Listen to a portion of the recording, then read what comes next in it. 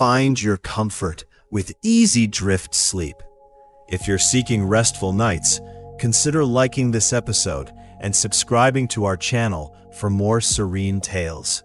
Welcome, weary traveler, to a journey not through distant lands, but through the quiet chambers of your own mind. A voyage designed to lull you into the gentle embrace of slumber. As the day's light begins to dim and the world outside softens its edges, allow your thoughts to drift, like a leaf upon a tranquil stream, towards a time long past, a world woven from mist and legend, where the whispers of the sea carry tales of incredible craftsmanship and daring adventure. Find a comfortable position. Let your body sink into the softness beneath you, and with each slow, deliberate breath, feel the tension melt away, dissolving into the quiet air around you. Close your eyes, if you haven't already, and imagine a vast, ancient forest, its trees reaching towards the heavens, their roots deeply anchored in the earth, a place of profound peace and timeless serenity. This is where our story begins, in the heart of the wood, long before the first ripple disturbed the calm surface of the fjord, long before the first whisper of a sail caught the wind. Let the rhythm of my voice be your guide, a gentle current carrying you further and further into relaxation, deeper and deeper into the soothing darkness where dreams await.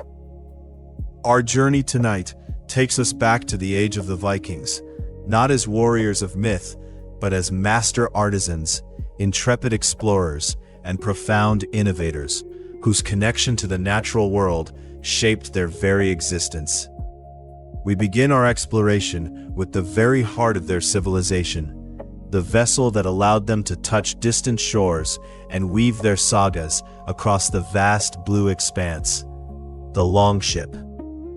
Imagine, if you will, the crisp, cool air of a northern morning, the scent of pine and damp earth filling your lungs, as the first rays of sunlight filter through the dense canopy of an ancient forest, illuminating the dew-kissed leaves.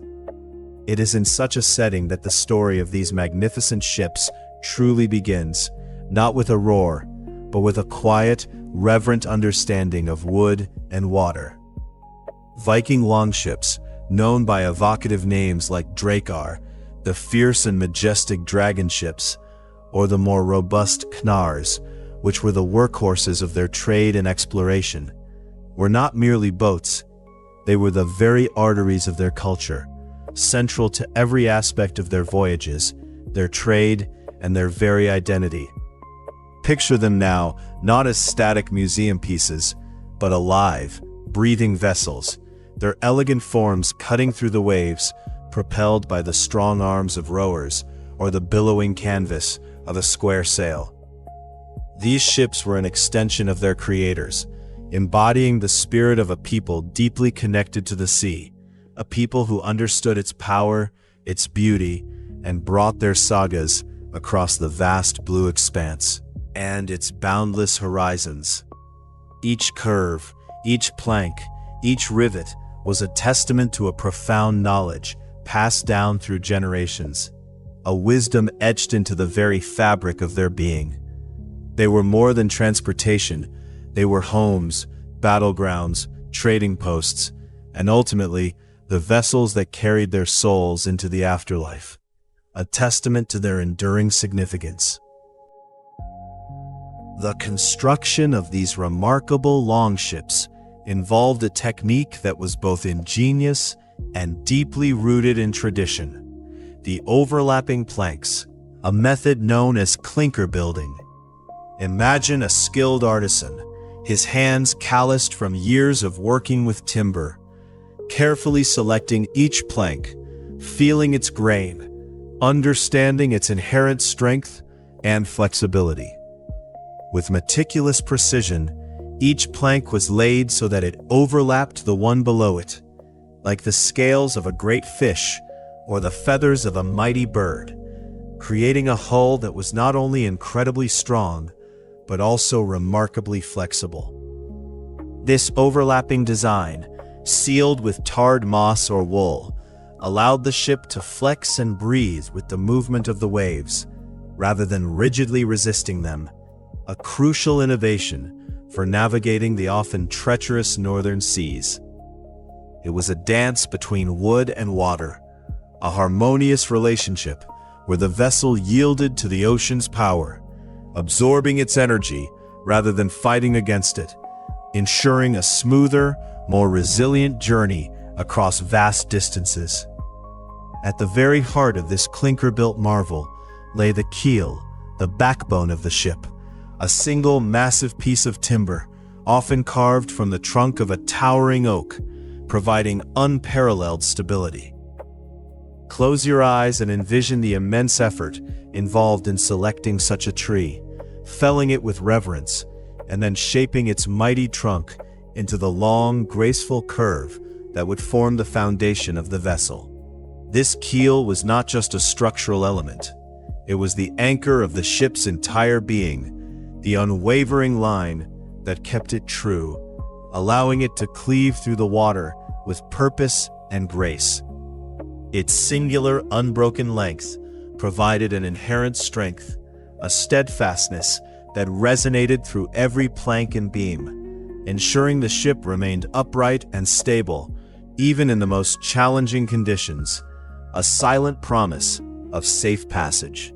Viking shipbuilders possessed an intuitive understanding of materials, utilizing flexible timbers, most notably oak, which allowed their ships to flex with the waves rather than break. This wasn't merely a practical choice, it was a profound insight into the nature of wood and its interaction with the dynamic forces of the sea. Imagine the gentle creaking of the timbers as the ship rises and falls with the swells, a symphony of wood responding to water, a testament to the wisdom of its makers. The inherent elasticity of the oak, carefully selected and expertly shaped, meant that the hull could absorb the shock of powerful waves, bending and yielding, much like a living organism, rather than shattering under the immense pressure. This flexibility was the secret to their incredible seaworthiness, enabling them to endure storms that would have splintered more rigid vessels, carrying their crews safely through the wildest oceans. The timber for these magnificent longships was often prepared in a unique and highly effective manner. It was split radially from large trees, rather than sawn, to preserve the wood's natural grain and strength. Picture the careful, deliberate process of splitting a massive log with wedges and mallets, following the natural lines of the wood rather than cutting across them. This method, while more labor-intensive, yielded planks that were inherently stronger, more durable, and less prone to warping or cracking, as the wood's natural fibers remained intact. It was an ancient technique, a deep respect for the material, understanding that the tree itself held the blueprint for its greatest strength. This radial splitting created planks that possessed an almost organic resilience, allowing them to withstand the constant stresses of sea travel with remarkable integrity, a testament to the Vikings' profound connection to the forest and its gifts. Indeed, a Viking shipbuilder's innovative approach extended to every detail, as they consistently employed the technique of splitting timber along its grain rather than sawing, creating stronger, more flexible planks, less prone to cracking. This was not a shortcut, but a deliberate choice, born from centuries of empirical knowledge and a deep understanding of dendrology, the science of trees. By splitting the wood, they harnessed the inherent strength of the fibers, ensuring that each plank retained its natural integrity, making it far more resistant to the stresses of expansion and contraction caused by moisture and temperature changes. Imagine the rhythmic sound of axes and wedges, the smell of fresh-cut wood, as these artisans patiently worked, coaxing the timber to yield its strongest form, knowing that the lives of their kin and the success of their ventures depended on the unwavering strength of these carefully prepared planks. To bind these resilient planks together, Viking shipbuilders used iron rivets, fastening the clinker-built sections of their longships, ensuring strong and flexible hulls. Envision the smith, his face smudged with soot, hammering glowing iron into shape, creating the countless rivets and rows that would secure the overlapping planks. Each rivet, painstakingly crafted and driven through the wood, then peened over a small iron washer called a rove, created a connection that was both incredibly strong and surprisingly elastic. This allowed the hull to flex and absorb the shock of the waves, preventing rigid stress points that could lead to catastrophic failure.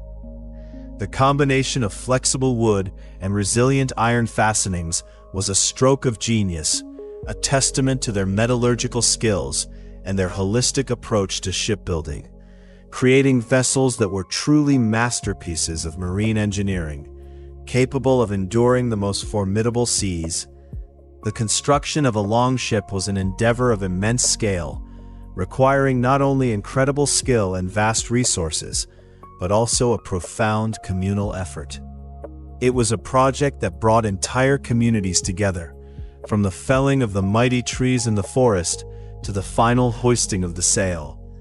Imagine the collective energy, the shared purpose, as men and women, young and old, contributed their unique talents to this monumental undertaking. This was not the work of a single individual, but the culmination of an entire society's dedication, a testament to their unity and their shared vision.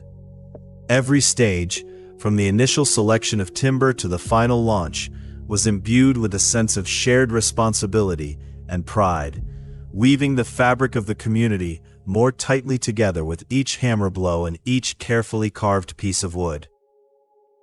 This communal effort was further defined by the specialized skills involved, requiring master carpenters to shape the wood, skilled ironworkers to forge the rivets and tools, and adept sailmakers to weave the sturdy wool sails.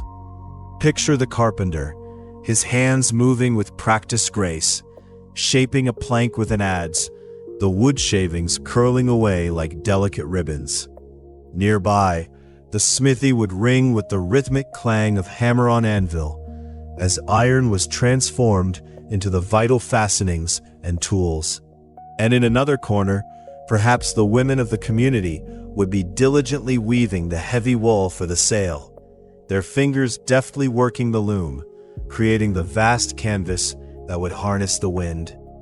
Each craftsperson a vital cog in the grand machine, their individual expertise seamlessly integrated into the larger project, creating a symphony of skill and dedication. Indeed, the construction of a longship was a true communal effort, involving skilled carpenters, smiths, and rope makers, each contributing their unique expertise to bring these magnificent vessels to life. The carpenters, with their deep understanding of wood, would shape the hull and framework. Their precise measurements and intuitive feel for the material, ensuring the ship's elegant lines and structural integrity. The smiths, masters of fire and metal, would forge not only the countless rivets, but also the tools necessary for the entire construction, their strength and precision vital to the process. And the rope makers, with their intricate knowledge of fibers and knots, would twist and braid the strong ropes for rigging and sails, ensuring that every connection was secure and reliable. It was a beautiful collaboration, a harmonious blend of different trades, all working towards a single, awe-inspiring goal, a testament to the power of collective human endeavor. Long before the classic Viking age, the seeds of their shipbuilding prowess were already being sown, evident in vessels like the Hjortspring boat, a pre-Viking age vessel that showcases early forms of clinker building, clearly influencing the later longship design. Imagine this ancient boat, discovered preserved in a bog, its elegant lines hinting at the future masterpieces. It was a testament to a long tradition of maritime knowledge, a lineage of innovation stretching back centuries.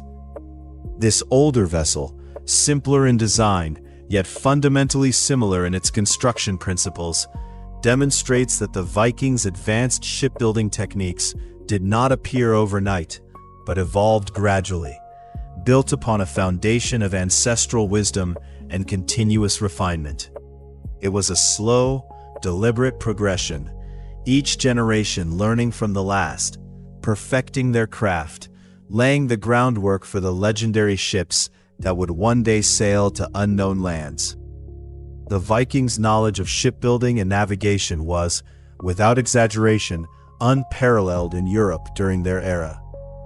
While other cultures might have built impressive ships, none possessed the combination of speed, seaworthiness, and shallow draft that characterized the Longship, allowing them to navigate both open oceans and shallow rivers with equal ease. Their understanding of currents, winds, and celestial navigation was equally sophisticated, allowing them to traverse vast, uncharted waters with remarkable accuracy. Imagine them far from land, guided only by the stars, the sun, and their deep intuitive connection to the sea, a testament to their extraordinary navigational skills.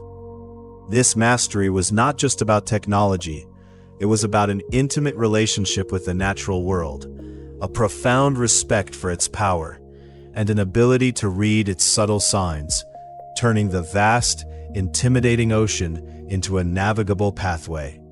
To truly grasp the sophistication of their craft, one need only look to the Gokstad ship, a remarkably well-preserved longship, which stands as a powerful testament to the advanced shipbuilding techniques of the Vikings. Discovered in a burial mound in Norway, this majestic vessel, dating back to the 9th century, reveals an extraordinary level of engineering and artistry. Imagine standing before it, its graceful lines still evident, its sturdy construction speaking volumes about the skill of its creators. The Gokstad ship, with its elegant proportions, its strong keel, and its flexible clinker-built hull, embodies the pinnacle of Viking shipbuilding, a vessel capable of both swift raids and long-distance voyages, a true marvel of its time. It is a silent storyteller, its timbers whispering tales of distant shores, of brave journeys, and of a people who dared to challenge the limits of their world. Another iconic example, the Oseberg ship, a truly breathtaking longship, was famously used as a burial vessel for high-status women, revealing not only their engineering prowess, but also the profound cultural significance of these ships. Imagine this ship, carefully placed in a burial mound, laden with treasures and the earthly remains of powerful individuals, destined to accompany them into the next world. The Oseberg ship, with its exquisite carvings and remarkably preserved artifacts, offers a glimpse into the spiritual and social dimensions of Viking society. It was not merely a means of transport, but a sacred vessel, a symbol of status, and a gateway to the afterlife, underscoring the deep reverence the Vikings held for their ships and their belief in a continuous journey beyond this life. Its intricate details and the richness of its grave goods paint a vivid picture of a culture that intertwined the practical with the profound, the earthly with the eternal. Indeed, Viking ship burials like those of the Oseberg and Gokstad ships reveal intricate carvings and a wealth of grave goods, profoundly highlighting the paramount importance of ships in their culture. These were not just graves, they were elaborate rituals, sending the deceased on their final voyage, equipped with everything they might need in the afterlife. The ships themselves, often dismantled or specially prepared, became the central element of these grand tombs, adorned with symbols and treasures that spoke of the deceased's status and the community's reverence. Imagine the solemn ceremony, the hushed voices as the ship was laid to rest, a final, majestic tribute to a life lived and a journey yet to come. A powerful testament to the enduring bond between the Vikings and their magnificent vessels. These ship burials, particularly those of Oseberg and Gokstad, eloquently demonstrate the high regard held for their vessels and the deeply ingrained belief in an afterlife journey. The very act of interring a person within a ship, surrounded by their worldly possessions, speaks volumes about their cosmology, a world where the journey continued even after death. The ship was not just a container for the body, but a vehicle for the soul, sailing into the realms beyond, perhaps to Valhalla or another spiritual destination. This profound belief imbued the ships with a sacred quality, elevating them beyond mere tools to objects of spiritual significance, embodying hope, continuity, and the eternal human desire for exploration, even in death. Viking artisans were not just skilled builders, they were meticulous artists, meticulously carving intricate patterns and mythological scenes into the wooden components of their longships. Imagine the delicate work of a carver, his tools dancing across the wood, bringing to life serpents, dragons, and other mythical creatures, their forms intertwining in complex knotwork. These carvings were not merely decorative, they were imbued with meaning, offering protection, invoking powerful spirits, or telling stories of gods and heroes. Each curve, each line, each detail was a testament to their artistic sensibility and their rich mythological heritage, transforming a functional vessel into a moving piece of art, a floating saga that carried the spirit of their culture across the waves. Interestingly, Viking longships were not typically painted in vibrant colors, but their natural wood grain and the exquisite carved details were highly valued, celebrated for their inherent beauty and craftsmanship. Imagine the rich, warm tones of the oak and pine, polished by the elements, shimmering under the northern sun, the intricate carvings standing out in stark relief. The unadorned wood allowed the natural beauty of the material to shine through, emphasizing the skill of the carvers and the quality of the timber. This appreciation for the raw, authentic beauty of the wood speaks to a deep connection with nature, a recognition that true artistry lay not in artificial embellishment, but in revealing the inherent elegance of the material itself, allowing the ship's form and texture to speak for themselves. Today, the legacy of these incredible vessels continues to inspire, and the Roskilde Fjord in Denmark is home to the Viking Ship Museum, a place of reverence preserving several excavated longships and knars. Imagine visiting this tranquil fjord, the air cool and fresh, and stepping into a space where these ancient ships, carefully reconstructed and preserved, stand as silent sentinels of a bygone era. The museum offers a unique opportunity to connect with this powerful history, to walk among the very timbers that once sailed the seas, to feel the echoes of a distant past. It is a place where the whispers of the sea can still be heard, carrying tales of courage, innovation, and the enduring human spirit of exploration. Among the most significant finds in Roskilde Fjord are the Skuldelev ships, a collection of 5 Viking vessels that represent different types, including both swift longships and sturdy knars. These ships, deliberately sunk in the fjord to block a navigation channel, offer an unparalleled insight into the diversity of Viking maritime technology. Imagine the painstaking process of excavating these submerged treasures, plank by plank, bringing them back to life after centuries beneath the waves. Each of the 5 Skuldelev ships tells a different story: a warship, a trading vessel, a fishing boat, and a smaller coastal craft, showcasing the versatility and specialization of Viking shipbuilding. They are a living testament to a sophisticated maritime culture, a window into a world where the sea was both a highway and a home, a source of sustenance and a path to adventure.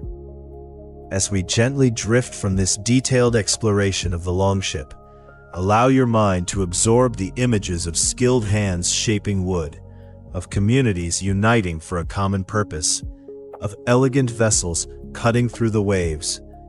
Feel the quiet power of these ancient crafts, the wisdom embedded in their very design, the sounds of the forest, the rhythmic tapping of tools, the gentle lapping of water against a newly formed hull.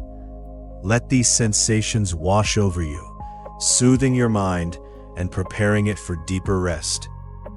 The Longship, now fully formed in your imagination, stands ready. And as the ship takes shape, plank by plank, rivet by rivet, we begin to understand its unique design and how it was built to conquer the waves, to carry its people to the very edge of the known world and beyond. Let the image of this magnificent vessel, strong and graceful, carry you deeper into your peaceful slumber as we prepare to embark on the next chapter of our journey, where the whispers of the sea will guide us towards the ancient wisdom of runes.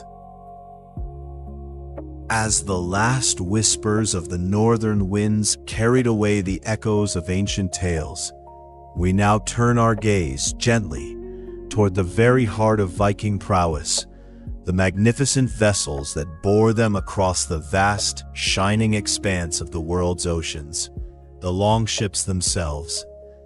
Imagine, if you will, a time when the horizon was not a barrier, but an invitation, when the sea was not an obstacle, but a pathway, and the very breath of the dragon, carved into wood, led the way. These were not merely boats, they were living entities, crafted with reverence, imbued with purpose, and designed with an ingenuity that still inspires awe today, even after centuries have passed and the waves have smoothed away so many other traces of human endeavor. Let your mind drift, softly, to the image of these vessels, slender and elegant, yet undeniably powerful, resting upon the water's surface. Their most defining characteristic, a secret to their unparalleled versatility, was their remarkably shallow draft, a design marvel that allowed them to navigate with equal grace both the tempestuous deep blue waters of the open sea and the gentle winding currents of shallow rivers far inland.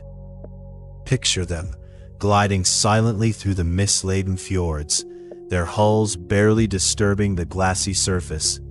Then later, with sails unfurled, rising and falling with the rhythm of the ocean swells, cutting through the waves with an effortless grace that belied their wooden construction. This shallow draft was a testament to the Vikings' profound understanding of their environment, an understanding that allowed them to explore, to trade, and to settle in places previously inaccessible to other seafaring cultures, opening up new worlds with every journey they undertook. It was this very design choice that transformed them from mere sailors into true masters of both land and sea, blurring the lines between what was possible and what was imagined, making every coastline a potential destination, every river a navigable path into the heart of new territories. And as your thoughts continue to wander, let them settle upon the most iconic feature of these majestic ships, the carved animal head, typically a fierce and watchful dragon, adorning the bow. This wasn't merely a decorative flourish, it was a symbol, a protector, a declaration of intent, a powerful emblem that spoke volumes without uttering a single sound. Imagine the sight of such a vessel, emerging from the morning mist, the dragon's head rearing proudly, its eyes seemingly fixed on the distant horizon, its intricately carved scales catching the first rays of the sun, glinting with an almost mystical light. This dragon's head was more than just a figurehead. It was believed to possess protective qualities, warding off malevolent spirits of the sea and land, guiding the ship and its crew safely through unknown dangers. A silent guardian leading them ever onward. It was a manifestation of their beliefs, a tangible link between the physical world and the spiritual realm, a powerful totem that sailed with them on every voyage, a constant reminder of the unseen forces that shaped their world. Yet, even such a potent symbol had its subtleties, its moments of respectful deference. Upon approaching friendly shores, particularly those of their homeland or allied settlements, this magnificent dragon's head would often be carefully removed from the bow. This thoughtful act was not a sign of weakness, but rather a gesture of respect, a recognition of the delicate balance between the wild, untamed spirits of the sea and the benevolent, protective spirits of the land.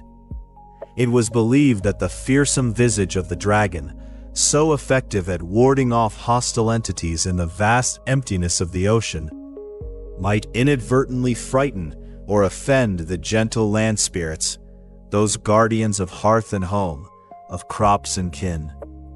Picture the ship, having endured the long, arduous journey, now nearing the familiar coastline. The crew, with practiced hands, carefully unfastening the carved head, perhaps wrapping it in cloth, tucking it away safely below deck.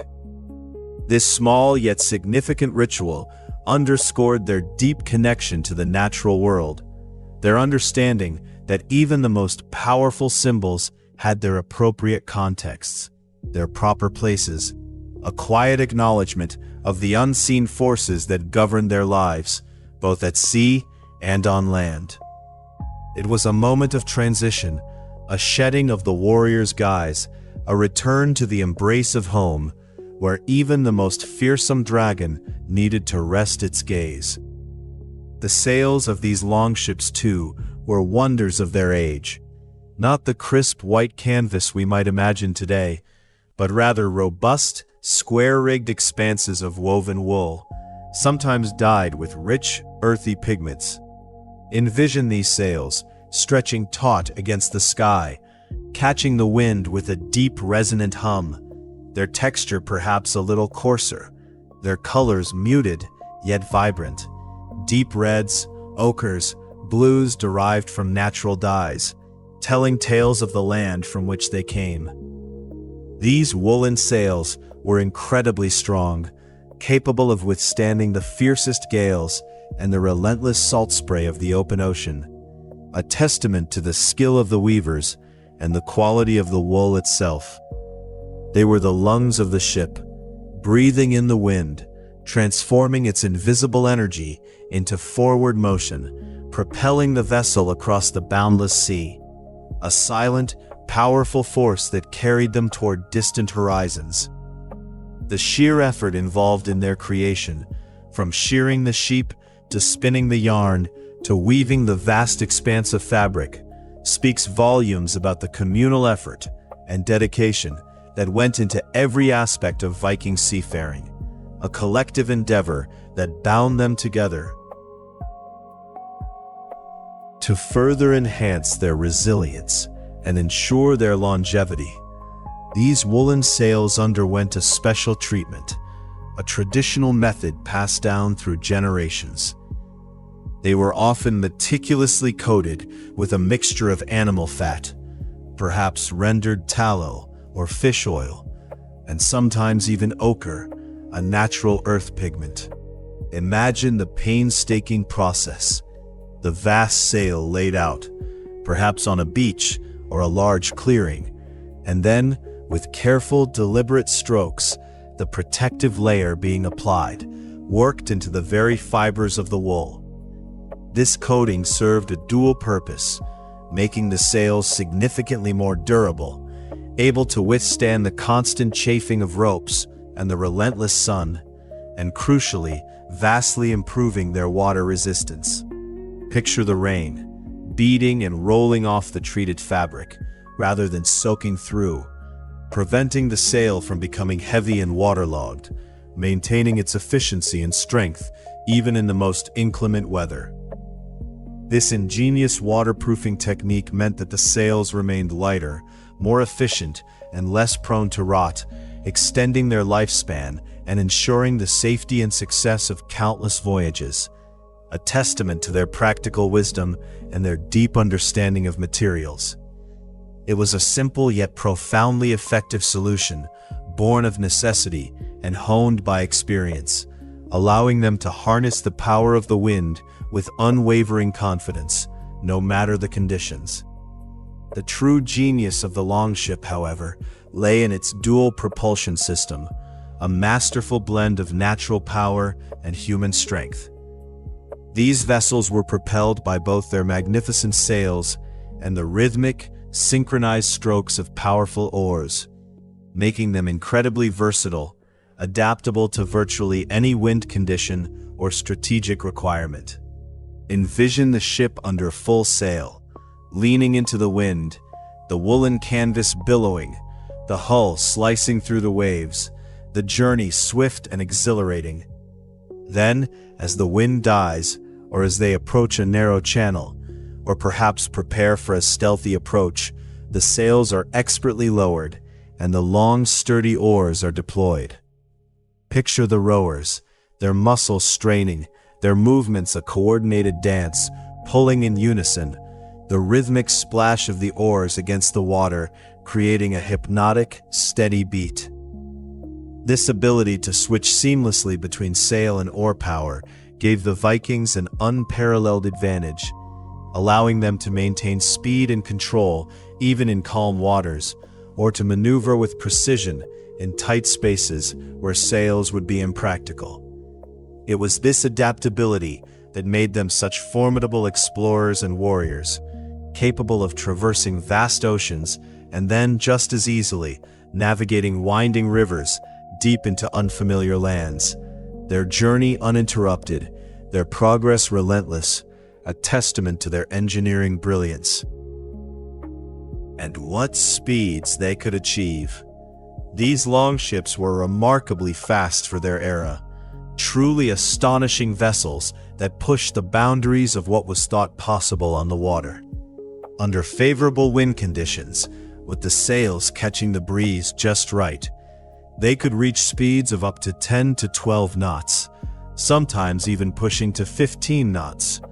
That's approximately 18 to 28 kilometers per hour.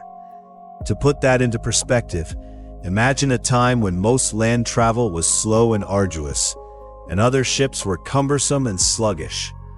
The Longship was a swift arrow across the waves, outpacing nearly every other vessel of its time, a true marvel of naval engineering.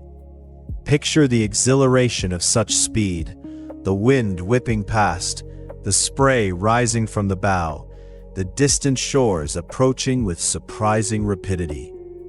This incredible velocity allowed the Vikings to cover vast distances in relatively short periods, enabling their extensive trading networks, their far-reaching explorations, and their swift, often unexpected raids.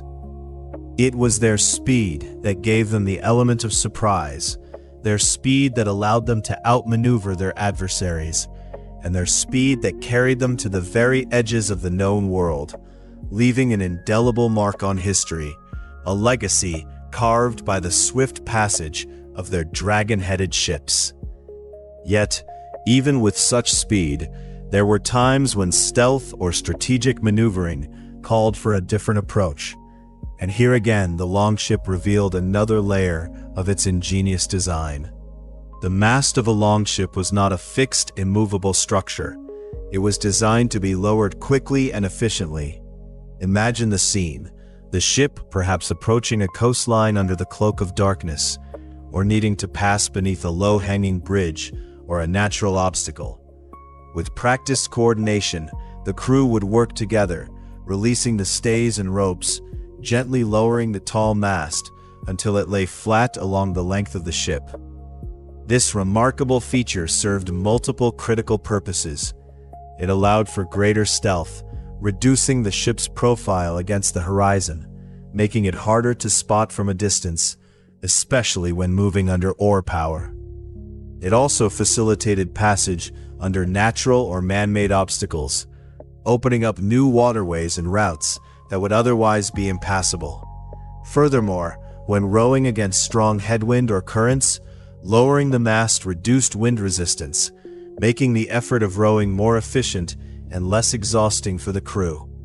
This adaptability, this foresight in design, speaks volumes about the practical genius of the Viking shipbuilders, who anticipated every challenge and engineered a solution, ensuring their vessels were not just fast, but supremely versatile, ready for any eventuality the sea or the land might present.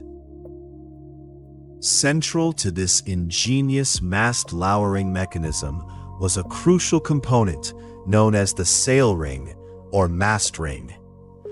This was not just a simple piece of hardware, it was a pivotal element in the longship's rigging, designed with precision to allow the sail to be hoisted and lowered with remarkable efficiency and speed.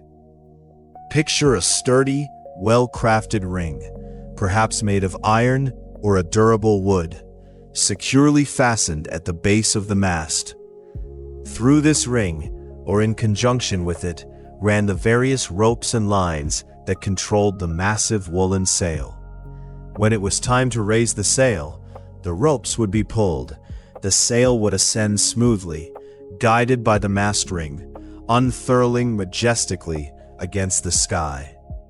Conversely, when the need arose to lower the sail, perhaps to switch to oar power, or to reduce wind resistance during a storm, the system allowed for a swift and controlled descent, preventing the sail from flapping wildly or becoming entangled.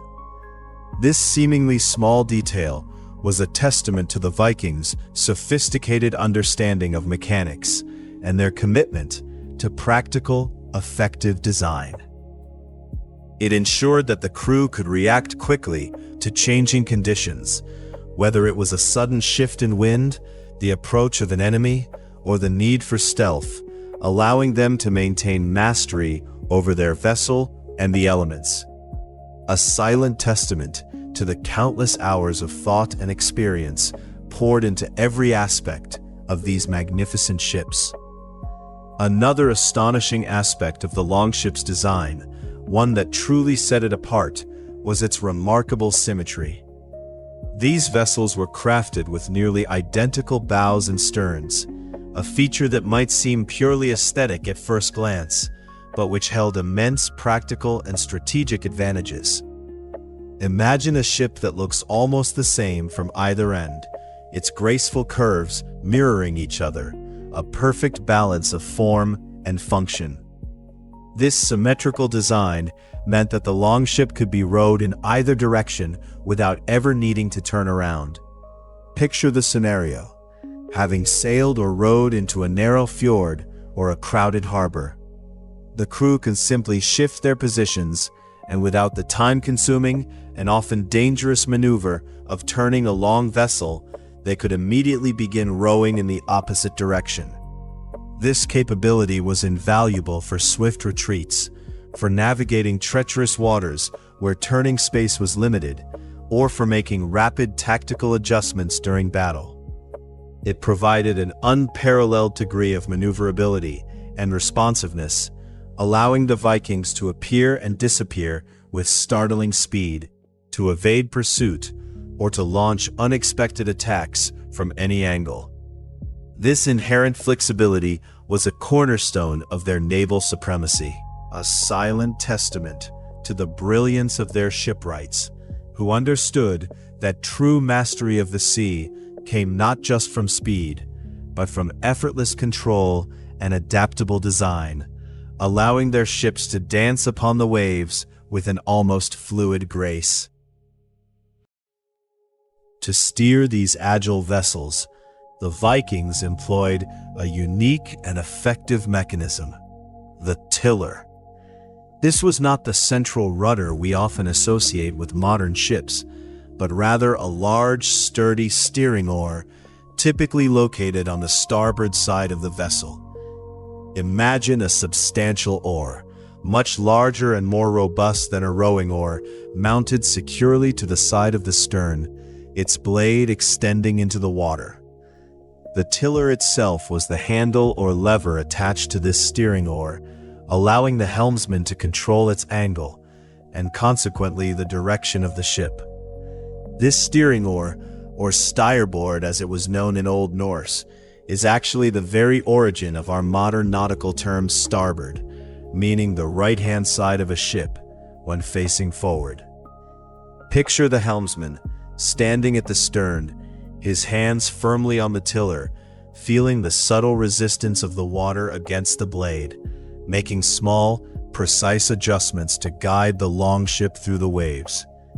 This method of steering provided excellent control, particularly in shallow waters or during close-quarters maneuvering, allowing for a responsiveness that was crucial for navigating complex coastlines, swift rivers, and the unpredictable currents of the open sea. It was a hands-on, intuitive system, demanding skill and experience, forging a deep connection between the helmsman, the ship, and the vast, ever-changing expanse of the water, a silent conversation between man and vessel, guiding their shared journey. As we continue to explore the inner workings of these remarkable ships, let us consider the accommodations for the crew, a testament to the practicality and efficiency of Viking design. Unlike later vessels with fixed benches for rowers, Viking longships were often undecked or only partially decked, with open spaces that served multiple purposes. The rowers, those strong, dedicated individuals who propelled the ship when the wind failed, did not sit on permanent benches. Instead, they sat upon sturdy chests which served a dual function. Imagine these chests, robustly constructed, perhaps of oak or pine, filled with personal belongings, clothing, tools, provisions, perhaps even a small carving or a treasured amulet. These chests were not merely storage, they were the very seats upon which the rowers sat, their weight helping to stabilize the vessel, their presence a constant reminder of the precious cargo they carried, both personal and collective. This ingenious solution maximized space, ensuring that every element served a purpose, a hallmark of Viking craftsmanship. The open nature of the ship, while exposing the crew to the elements, also allowed for efficient movement, quick access to equipment, and the flexibility to adapt the space for various needs, whether it was for additional cargo, for warriors preparing for battle, or simply for the shared camaraderie of a long voyage, where every man played a vital role in the ship's journey. The sheer human power required to man these vessels was considerable, reflecting the organized and communal nature of Viking seafaring. Longships were typically manned by crews ranging from 30 to 60 men, and for the larger, more formidable vessels, especially those intended for raiding or warfare, this number could swell to 60, 80, or even 100 warriors. Imagine the sight of such a crew, a disciplined and cohesive unit, their movements synchronized, their strength combined, each man a vital cog in the intricate machinery of the ship. Picture them, rowing in unison, their oars dipping and rising with a powerful rhythm, their voices perhaps raised in song or chant, their shared effort propelling the massive vessel forward with impressive speed and unwavering determination. This substantial crew size was not just for propulsion, it also provided the necessary manpower for handling the large sails, for navigating through challenging conditions, and of course, for the formidable fighting force that would disembark upon reaching their destination. Each man had his role, his responsibilities, his place within the hierarchy of the ship, a microcosm of Viking society, bound together by shared purpose and the vast, unpredictable expanse of the sea. The sheer number of men on board, their collective strength and skill, transformed these wooden vessels into truly formidable instruments of exploration, trade, and power, capable of projecting influence across vast distances, leaving an indelible mark wherever they touched land. While the Longship, or Drakar with its dragon head, is the most iconic image of Viking seafaring, it's important to remember that their fleet was diverse, tailored to various needs and purposes. Among these, another significant vessel was the Knar. The Knar was a very different kind of ship from the sleek, swift Longship. Imagine a vessel that is broader, deeper hulled, and altogether sturdier, designed not for speed and stealth, but for endurance and capacity. The Knar was the workhorse of the Viking world, primarily used for transporting goods, livestock, and settlers across vast oceans, on voyages that could last for weeks or even months. Picture its rounded hull, sitting lower in the water, designed to carry heavy loads, its single large square sail catching the wind, propelling it steadily across the waves, a floating warehouse traversing the seas. It was the Knar that carried the timber for new settlements, the furs for trade, the livestock for new farms, and the families themselves, venturing into unknown lands with all their worldly possessions.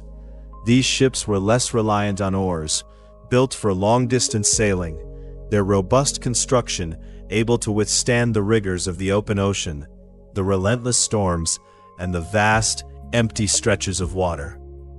The Knar was the vessel of colonization, of commerce, of the steady, unwavering expansion that characterized so much of the Viking Age, a testament to their ambition not just as warriors, but as traders, farmers, and settlers, carrying the seeds of a new life across the boundless blue. And then, nestled between the swift Longship and the sturdy Knar, was another versatile vessel, the Carve. The Carve was a smaller type of Viking ship, a kind of all-rounder, distinct from its larger counterparts, but equally important in its own right. Imagine a vessel that shares some of the sleek lines of the Longship, but is broader and deeper than a pure warship, yet still more agile than a heavy cargo Knar. The Carve was incredibly versatile, perfectly suited for coastal travel, for fishing expeditions, for transporting smaller loads of goods, and even for local warfare or raiding in shallower waters. Picture it, perhaps with fewer oarsmen than a Longship, but still capable of both sailing and rowing, navigating the intricate network of fjords, bays, and rivers that crisscrossed the Viking homelands.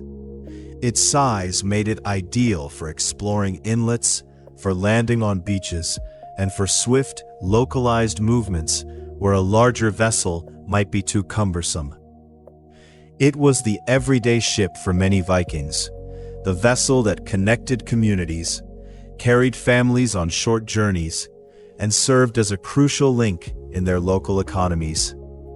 The Carve represents the practical, adaptable spirit of Viking shipbuilding, demonstrating their ability to design a fleet of vessels, each perfectly suited to its specific purpose, yet all sharing the common thread of ingenious craftsmanship and a profound understanding of the sea. So, as we let these images of Longships, Knars, and Carves gently recede, we are left with a profound appreciation for the ingenuity, the craftsmanship, and the sheer audacity of the Viking people. Their ships were not just tools, they were extensions of their will, embodiments of their spirit, carrying them across vast oceans, into uncharted territories, and into the annals of history. They were the dragon's breath upon the waves, the silent carriers of dreams and destinies, connecting distant lands and weaving together the tapestry of a new world. With the ships ready, their dragon heads poised, their sails furled or unfurled, their oars resting or dipping rhythmically into the water, the Vikings looked to the horizon, guided by ancient wisdom and the silent, shimmering language of the stars. Their journeys were about to begin, journeys that would take them far beyond the familiar, into the heart of mystery, led by the celestial map above and the unwavering spirit within. As the gentle rocking of the ocean cradles your thoughts, imagine now the vast open expanse of the northern seas, a canvas of shifting blues and greens beneath an endless sky, where the intrepid Viking navigators once charted their course, guided by whispers of the wind and the ancient wisdom of the stars. Their journeys were not merely acts of daring, but intricate dances with nature, relying on a profound understanding of the elements, a knowledge passed down through generations, etched into the very fabric of their being. They ventured forth into the unknown, not with modern instruments, but with keen eyes and an intuitive grasp of the world around them, transforming the perilous ocean into a familiar pathway. The sun, that ancient celestial guide, played a pivotal role in their long voyages, a constant companion in the vastness, its daily arc across the heavens providing a fundamental reference point. Viking navigators, with their innate connection to the natural world, understood its rhythms deeply, using what we now refer to as sun compasses to aid their journeys across the featureless expanse of the open water. These were not the magnetic compasses we know today, but ingenious devices, perhaps simple wooden discs with a central pin, designed to cast a shadow that would indicate direction. A silent, steady hand pointing the way across the waves. Imagine the quiet concentration of a navigator, perhaps a weathered elder with eyes accustomed to the distant horizon, carefully observing the sun's position, aligning the shadow, and making subtle adjustments to the ship's course. A meticulous ritual performed day after day, ensuring their vessel remained true to its intended path. Yet the northern skies are often veiled, shrouded in mists or heavy clouds, obscuring the sun's guiding light, presenting a formidable challenge to even the most experienced seafarer. It is here that the legend of the Sunstone emerges, a fascinating testament to Viking ingenuity and their deep reliance on every available natural phenomenon. These mysterious crystals, possibly cordierite or calcite, with their unique optical properties, were believed to possess the remarkable ability to locate the sun's position even on overcast days, piercing through the diffused light to reveal the hidden source. Picture a navigator holding such a stone aloft, slowly rotating it until a distinct shaft of light or a change in color or brightness indicated the sun's exact bearing, a magical moment of clarity amidst the gloom, allowing them to recalibrate their course and continue their relentless journey. The very idea of such a tool, a crystalline key to the heavens, speaks to a profound observational skill and an almost mystical connection to the forces of nature that surrounded them. The sunstone, often speculated to be a type of Icelandic spar, with its distinctive double refraction, would have been an invaluable asset, a beacon of certainty in an otherwise uncertain world. It allowed them to maintain their bearings, to push further into uncharted territories, confident that they could always find their way, even when the sky offered no clear guidance. The discovery of a sun compass in Greenland, a tangible artifact from their distant past, further solidifies our understanding of their sophisticated navigational techniques, demonstrating that their methods extended far beyond mere guesswork or simple observation. These were not haphazard wanderings, but calculated expeditions, underpinned by a deep and practical scientific understanding of their environment, a testament to their intelligence and adaptability. Beyond these ingenious tools, Viking navigators also employed a primitive yet effective form of celestial navigation, observing the sun and stars with a precision born of necessity and constant practice.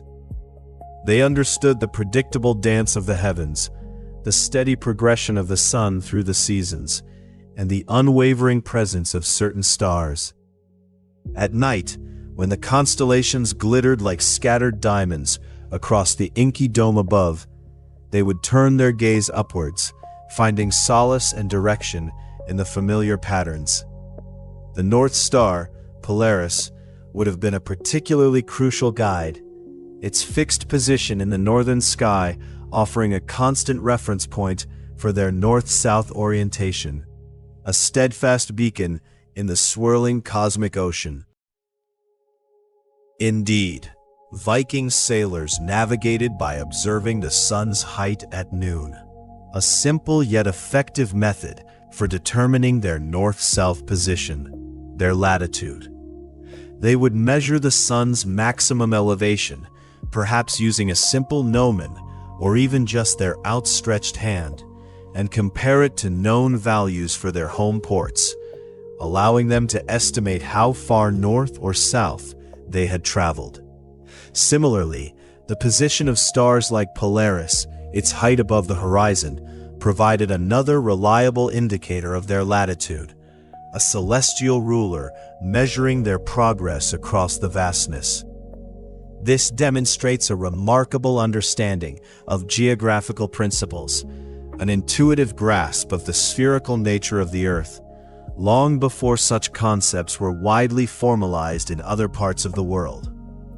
To some extent, Viking sailors truly understood the concept of latitude, even if they didn't use the precise terminology we do today. They intuitively grasped that the height of the sun at its zenith, or the elevation of Polaris above the horizon, directly correlated with their north-south position on the globe. This practical, experiential knowledge allowed them to consistently hit their targets, to navigate vast distances with remarkable accuracy, making landfall precisely where they intended, a feat that continues to inspire awe and admiration. Their voyages were not random drifts, but purposeful journeys, guided by a sophisticated, albeit unwritten science of the sea. It is important to remember that the Vikings did not use magnetic compasses, a technology that arrived in Europe much later. Instead, their reliance was entirely on celestial navigation, the careful observation of wildlife, and an intimate knowledge of ocean currents, creating a multifaceted approach to wayfinding that was both robust and adaptable. They were master readers of the sea, interpreting every ripple, every cloud, every living creature as a clue in their grand navigational puzzle, a silent conversation between man and nature. Navigating unknown waters demanded an even greater sensitivity to their surroundings, a heightened awareness of every subtle sign. Vikings relied heavily on observations of birds, their flight patterns often indicating the proximity of land, a feathered compass pointing towards safety. They studied sea currents, understanding their predictable flows and eddies, using them as invisible highways across the ocean. And they paid close attention to cloud formations, recognizing the distinct shapes and colors that often betray the presence of land, even when it was still hidden below the horizon, a subtle atmospheric hint of what lay ahead. The sagas, those epic tales of their adventures, even describe a fascinating and ingenious method involving ravens to help find land, a testament to their resourcefulness and their deep connection with the animal kingdom. Imagine the scene: a longship far out at sea, days or weeks from any known shore, the crew growing anxious, scanning the endless horizon. A raven, perhaps kept in a cage on deck, would be released. If it circled and then flew purposefully in a specific direction, it was a clear indication that land lay that way, a feathered scout leading them home. If it simply circled and returned to the ship, It meant land was still too far, and the wait continued, a patient game of observation and trust. Indeed, Viking sailors often carried ravens on board for this very purpose, a living navigational tool, a feathered oracle of the sea. Releasing them could provide an invaluable clue, a moment of hope and direction in the vast, featureless expanse. The sight of a raven flying purposefully towards a distant, unseen shore must have filled the hearts of the crew with renewed determination and excitement, a tangible sign of their impending arrival. Beyond ravens, Viking navigators would observe the flight paths of other seabirds, like gulls or gannets, understanding their daily routines, their migrations, and their foraging habits. A flock of birds flying consistently in one direction at dawn or returning in the evening would strongly suggest the presence of land in that direction, a natural compass guiding them towards sustenance and safety. Every creature of the sea and sky was a potential informant, a piece of the grand navigational tapestry. These incredible voyages, often spanning hundreds or even thousands of miles, were typically undertaken during the summer months, a strategic choice dictated by the capricious nature of the northern seas. The summer brought longer daylight hours, more predictable weather patterns, and generally calmer waters, making conditions more favorable for sailing and rowing, reducing the risks inherent in such ambitious undertakings. It was a time of opportunity, a window in the year when the ocean was most forgiving, allowing them to push the boundaries of exploration and trade. During these extended journeys, the comfort and well-being of the crew were paramount, despite the harsh realities of life at sea. Viking ship crews often slept under woolen tents, ingeniously erected on the deck of their longships, providing a measure of shelter from the elements. Imagine the rhythmic creak of the ship, the gentle slap of waves against the hull, and the rustle of the canvas tent. As the crew found respite after a long day of rowing and sailing, their dreams filled with visions of distant lands and bountiful harvests. These tents, though simple, offered a crucial barrier against the biting winds and the chilling spray, allowing them to conserve their strength for the challenges of the next day. Upon reaching their destination, whether for trade, exploration, or raid, the swift and efficient disembarkation of warriors or goods was crucial. The gangplank, known as ganger, was a common and essential feature of their ships, allowing for quick and orderly movement from ship to shore. This simple yet effective device facilitated rapid deployment, enabling them to surprise their targets or to quickly establish a foothold on unfamiliar coastlines, a vital component of their tactical prowess. The very construction of their longships was a marvel of engineering, a testament to their deep understanding of naval architecture. The flexibility of these vessels, achieved through their distinctive clinker construction, where overlapping planks were riveted together, allowed them to withstand the most ferocious seas. Unlike rigid ships that might break under the immense pressure of powerful waves, Viking longships were designed to be supple, to flex and give with the force of the ocean, riding over waves rather than cutting through them. This inherent flexibility significantly reduced stress on the hull, allowing them to endure conditions that would shatter other vessels, a testament to their enduring strength and resilience. This unique clinker building technique made Viking ships remarkably flexible, allowing the hull to absorb the shock of waves, much like a living creature adapting to its environment, rather than rigidly resisting and breaking. They were not merely vessels, they were extensions of the sea itself, designed to move with its power, to dance with its fury.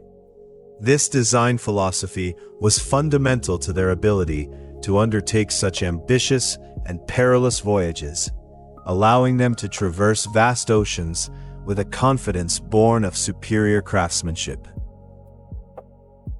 The Longship's design was truly revolutionary in its time, allowing for a degree of flexibility that was unprecedented.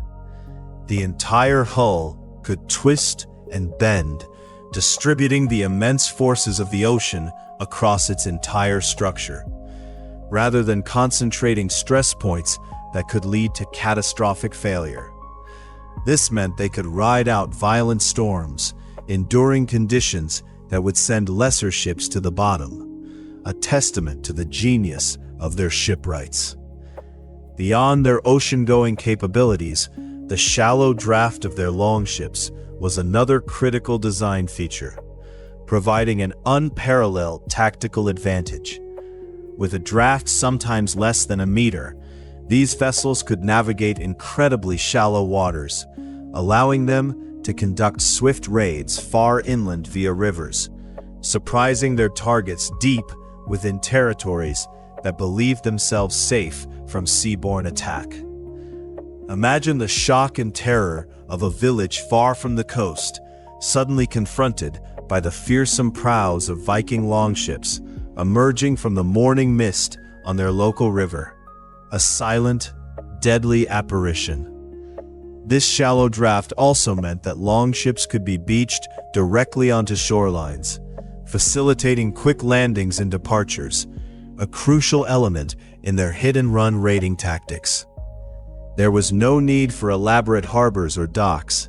Any sandy beach or gently sloping bank could serve as a landing site, allowing them to deploy their warriors with astonishing speed and efficiency, leaving their adversaries little time to react. The ability to beach their vessels directly onto shores with their incredibly shallow draft, sometimes less than a meter, was a game changer. It allowed for rapid deployment of warriors onto land during raids, transforming the ship itself into a mobile fortress, a platform for swift and decisive action. They could appear seemingly out of nowhere, strike with devastating force, and then disappear back into the waves, leaving behind only chaos and fear. The Longship's design allowed for the rapid deployment of warriors onto shore during raids, a key factor in their military success. The combination of speed, shallow draft, and beaching capability made them formidable instruments of war, enabling them to strike with surgical precision and then vanish before reinforcements could arrive. This tactical advantage was a major contributor to their reputation as fearsome and unstoppable warriors. Viking longships could be easily beached due to their shallow draft, a simple yet profoundly effective design choice that facilitated swift raids and landings. This meant they were not confined to coastal areas, but could penetrate deep into enemy territory, using the intricate network of rivers and waterways as their own personal highways, extending their reach far beyond what was previously thought possible for a seaborne force. The shallow draft also allowed longships to penetrate far inland via rivers, surprising settlements deep within territories that had never before faced a threat from the sea. This element of surprise was a powerful psychological weapon, spreading fear and uncertainty far and wide, forcing communities to live in constant vigilance, never knowing when or where the dragon-headed ships might appear next. Adding to their remarkable versatility, Viking ships were remarkably lightweight for their size, a testament to the skill of their shipwrights and the efficient use of materials. This lightness allowed them to be portaged over land between waterways when necessary, a truly astonishing feat of engineering and human effort. Imagine a crew, perhaps dozens of strong men, lifting and carrying their massive vessel across a narrow strip of land, from one river to another, bypassing waterfalls or rapids, defying geographical barriers, and extending their reach even further inland. This ability to overcome natural obstacles demonstrated an unparalleled determination and resourcefulness. These incredible voyages were not just about conquest or trade, they were also about exploration and the claiming of new lands. The sagas mention land-taking rituals during these voyages, symbolic acts where land was claimed by throwing carved pillars overboard as they approached a new shore. These pillars, perhaps intricately carved with symbols of their gods or their lineage, served as a physical manifestation of their claim, a ceremonial act marking their arrival and their intention to settle. It was a ritualistic declaration of ownership, imbuing the newly discovered territory with a sense of their presence and their future. The sagas also vividly describe how Viking explorers named the newly discovered lands based on their striking features, a practical and poetic approach to cartography. For instance, Greenland was named, perhaps somewhat deceptively, to attract settlers to its fertile coastal areas, a clever marketing strategy to encourage migration to a new and challenging frontier. These names were not arbitrary. They were descriptive, evocative, and often imbued with a purpose, reflecting their observations and their aspirations. Viking explorers named the new lands they encountered with a directness and clarity that speaks volumes about their practical approach to the world. They christened Helluland, meaning slabland, likely referring to the barren, rocky coasts of what is now Baffin Island. Further south, they found Markland, the forest land, a region rich in timber, probably Labrador, a vital resource for their shipbuilding culture.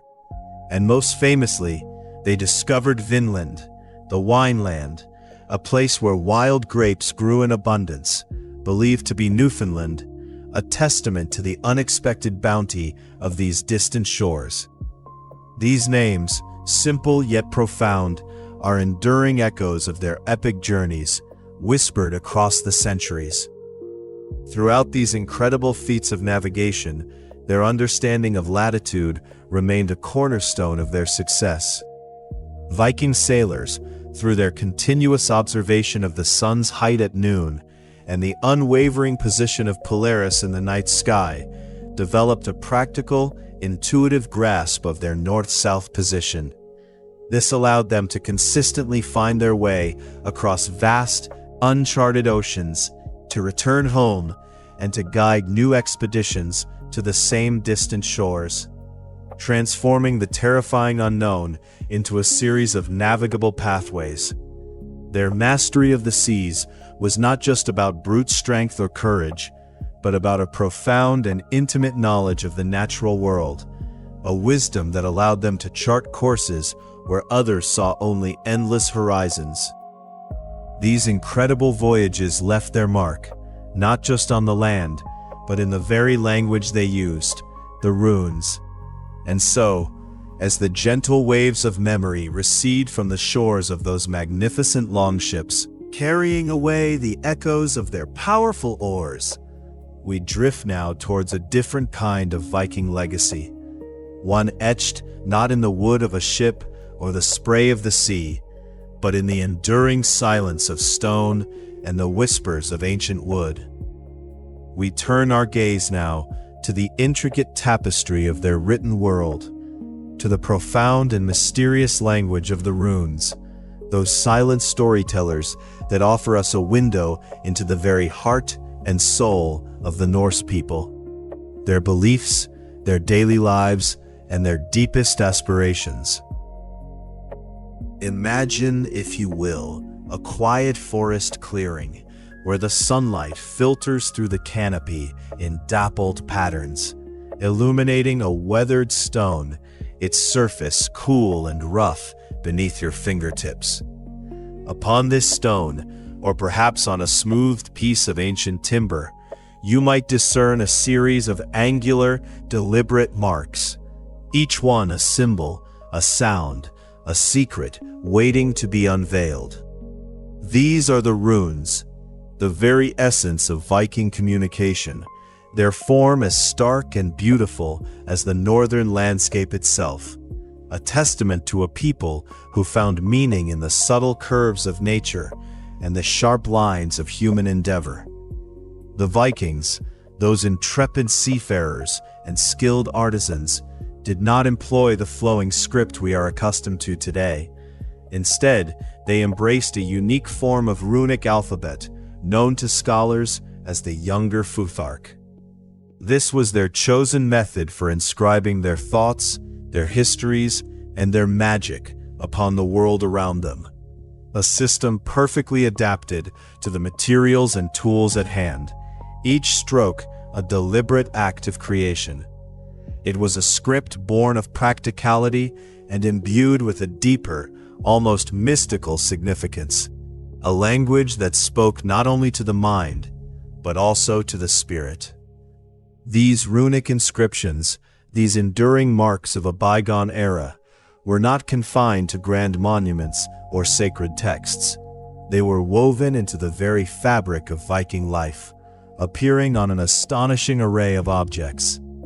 You might find them carved with careful precision into the sturdy, resilient grain of wood, perhaps on the beam of a longhouse, a personal carving knife, or even a simple wooden comb, each mark a silent declaration. They were etched into the unyielding permanence of stone, transforming a mere boulder into a memorial, a boundary marker, or a canvas for a profound message. Metal too yielded to their skilled hands, with runes adorning the gleaming surfaces of weapons, their edges sharp and true, or the intricate designs of jewelry, each piece a personal talisman. Even bone, with its smooth, ivory-like surface, became a medium for these ancient symbols, perhaps on a gaming piece, a tool handle, or a decorative pin, each inscription carrying its own unique tale. It's important to understand that for the Vikings, runes were far more than a mere collection of letters, a simple alphabet designed solely for phonetic transcription. Oh no, their significance ran much deeper, touching upon the very essence of their worldview. Each rune, in its elegant simplicity, was believed to carry a symbolic weight, an underlying meaning that transcended its phonetic value, often hinting at ancient forces, natural phenomena, or profound spiritual truths. They were seen as keys to understanding the universe, fragments of divine wisdom made manifest in earthly form. Some runes in particular were thought to possess distinct magical properties, imbued with the power to influence events, to protect, to heal, or even to curse, making them potent tools in the hands of those who understood their deeper resonance. Indeed, the very word rune itself, when traced back to its ancient roots, whispers of profound secrets and hidden knowledge. It derives from a Germanic root, a linguistic ancestor shared by many northern tongues, which fundamentally means secret or mystery. This etymological connection is not merely a linguistic curiosity. It speaks volumes about how the Vikings themselves perceived these symbols. They were not just a means of communication, they were gateways to the unknown, conduits for forces beyond ordinary human comprehension. Each character holding a fragment of the universe's enigmatic truth.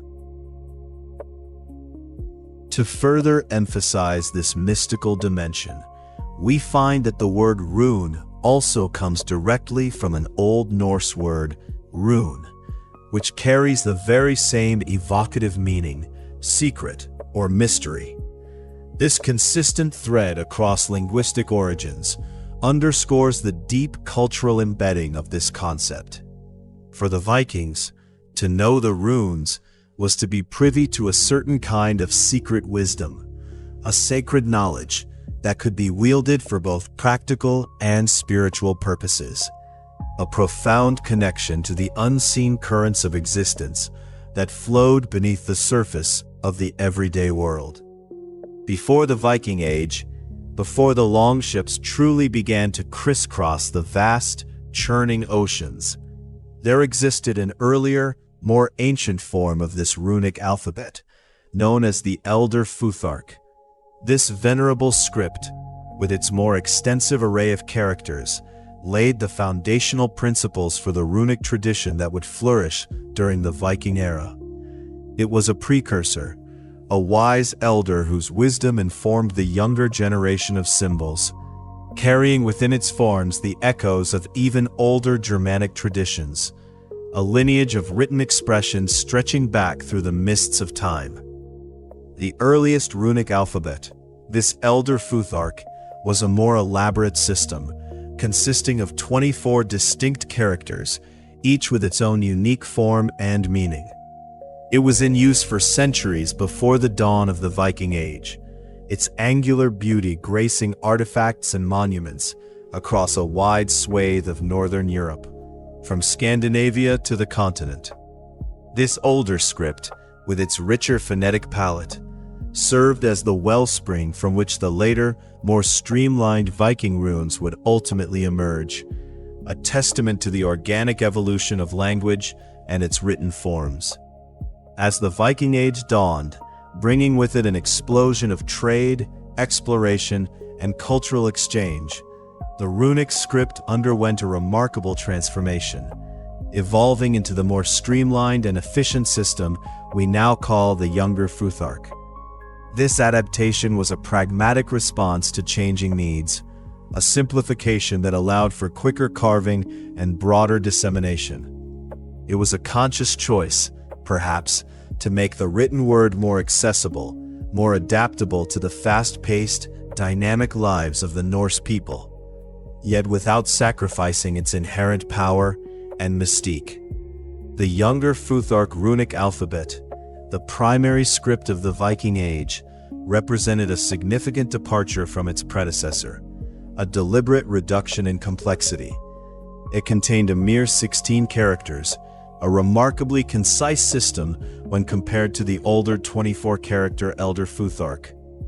This reduction meant that each rune often had to represent multiple sounds, requiring context and familiarity for proper interpretation, a subtle challenge that added another layer of depth to their understanding. A silent conversation between carver and reader. It was a testament to the ingenuity of the Vikings, who could convey so much with so few symbols, a testament to their ability to distill meaning to its very essence. One of the most striking characteristics of Viking runes, a feature born of necessity and practicality, was their typically straight-line structure. Unlike the flowing curves of many other ancient scripts, runes were composed almost entirely of vertical and diagonal strokes, with very few horizontal lines. This design choice was not arbitrary. It made them exceptionally well suited for carving into hard surfaces like wood, stone, and metal. A chisel or a sharp knife could easily incise these straight lines without the risk of splintering the material, allowing for clear, durable inscriptions that would withstand the ravages of time and weather, preserving their messages for centuries. Indeed, the creation of these runic inscriptions was a deliberate and skilled craft, an act of precision and patience. Runes were typically carved into their chosen mediums, be it the resilient grain of wood, the unyielding surface of stone, or the cool, malleable sheen of metal, using an array of sharp tools. A skilled carver would select the appropriate implement, perhaps a stout chisel for stone, a keen-edged knife for wood, or a fine point for metal, and with steady hands and focused concentration, would incise each symbol. Each stroke was a commitment, each character representing not only a specific sound, but also, as we've explored, a deeper, often profound concept, embedding layers of meaning within the very material itself. The enduring legacy of these runic inscriptions is evident in their widespread discovery across the vast territories touched by Viking influence. They are found on an astonishing variety of objects, each artifact telling a small part of a larger story. Memorial stones, standing sentinel in ancient landscapes, bear the names of the fallen and the deeds of the living. Weapons, from the fearsome axe to the swift sword, sometimes carry runes, perhaps for protection or to invoke strength. Jewelry, delicate and intricate, might hold a personal blessing or a mark of ownership. And even humble household items, the everyday objects of domestic life, occasionally reveal these angular symbols, reminding us that runes were not just for the grand and the sacred, but for the intimate and the ordinary as well. Consider for a moment the more personal, intimate side of runic use, a glimpse into the daily lives of these ancient people. Runes found on artifacts like combs, perhaps used to tame unruly hair, or brooches, fastening cloaks against the northern chill, offer compelling evidence of their everyday application for personal inscriptions. These weren't grand pronouncements or epic sagas. They were often simple marks of ownership, a name, a short blessing, or perhaps a playful message, revealing a human desire to personalize their belongings, to leave a small, indelible mark of their presence on the objects they touched and used each day. Beyond their symbolic and magical dimensions, runes also served a very practical purpose in Viking society, a testament to their versatility. They were commonly used for marking ownership, a simple yet effective way to identify one's possessions in a world where communal living and shared resources were common. A farmer might carve his name into his tools, a craftsman into his wares, or a household into its communal drinking horn, ensuring clarity and preventing disputes. They were also employed for short messages, perhaps a brief note left for a traveler, a tally of goods, or a simple greeting, demonstrating their utility as a functional script for the everyday communications of a bustling, active society. But to truly grasp the essence of runic significance, we must look beyond their practical applications and phonetic values, for they were believed to possess a profound, almost mystical power. Runes were not merely an alphabet, a collection of inert symbols. They were believed to possess inherent magical properties, capable of influencing the world around them. This belief led to their widespread use in various spiritual and protective contexts. They were often carved onto amulets, small charms worn close to the body, intended to ward off evil, attract good fortune, or invoke specific blessings. Weapons, too, might bear runic inscriptions, believed to imbue them with greater strength or to guide the warrior's hand. And on memorial stones, runes served not only to commemorate the deceased, but also, perhaps, to ensure their peaceful passage to the afterlife or to protect their eternal rest, weaving a protective spell around their memory. Indeed, the belief in the magical potency of runes was deeply ingrained in Viking culture. They were not just letters to be read, they were forces to be harnessed, symbols imbued with ancient power. This belief led to their extensive use in divination, a practice where runes were cast or drawn to gain insight into the future or to understand the will of the gods. They were also employed for protection, carved onto homes, ships, or personal items to ward off malevolent spirits or ill fortune. And for blessings, runes might be invoked or inscribed to bring good health, prosperity, or success in endeavors, reflecting a profound desire to align human will with the unseen currents of the universe. A silent prayer etched in stone or wood. Sometimes, these runic inscriptions transcended mere factual reporting or simple blessings, venturing into the realm of poetic expression and enigmatic riddles. Imagine a carver, his mind alight with inspiration, carefully incising lines of verse into a stone, each rune a syllable of a larger, more profound thought. These poetic verses, often alliterative and rich with metaphor, offer us a rare and beautiful glimpse into the Viking mind, their appreciation for beauty, their deep connection to their oral traditions, and their capacity for profound contemplation, transforming a simple inscription into a work of art. These runic inscriptions, sometimes containing poetic verses or short, potent spells, are invaluable windows into the Viking worldview, offering tantalizing glimpses into their beliefs and their vibrant culture. A short spell might invoke a deity for protection during a voyage, or a poetic verse might lament the loss of a loved one, or celebrate a heroic deed. These brief, powerful texts, often terse and evocative, speak volumes about their spiritual landscape, their hopes, their fears, and their profound connection to the natural and supernatural worlds, a legacy of whispered wisdom from across the ages. A particularly fascinating aspect of runic practice was the creation of the bind rune. This ingenious technique involved combining two or more individual runes into a single composite character, a visual fusion of symbols. This was often done for magical purposes, creating a more potent or focused talisman, where the combined power of the individual runes was believed to be amplified.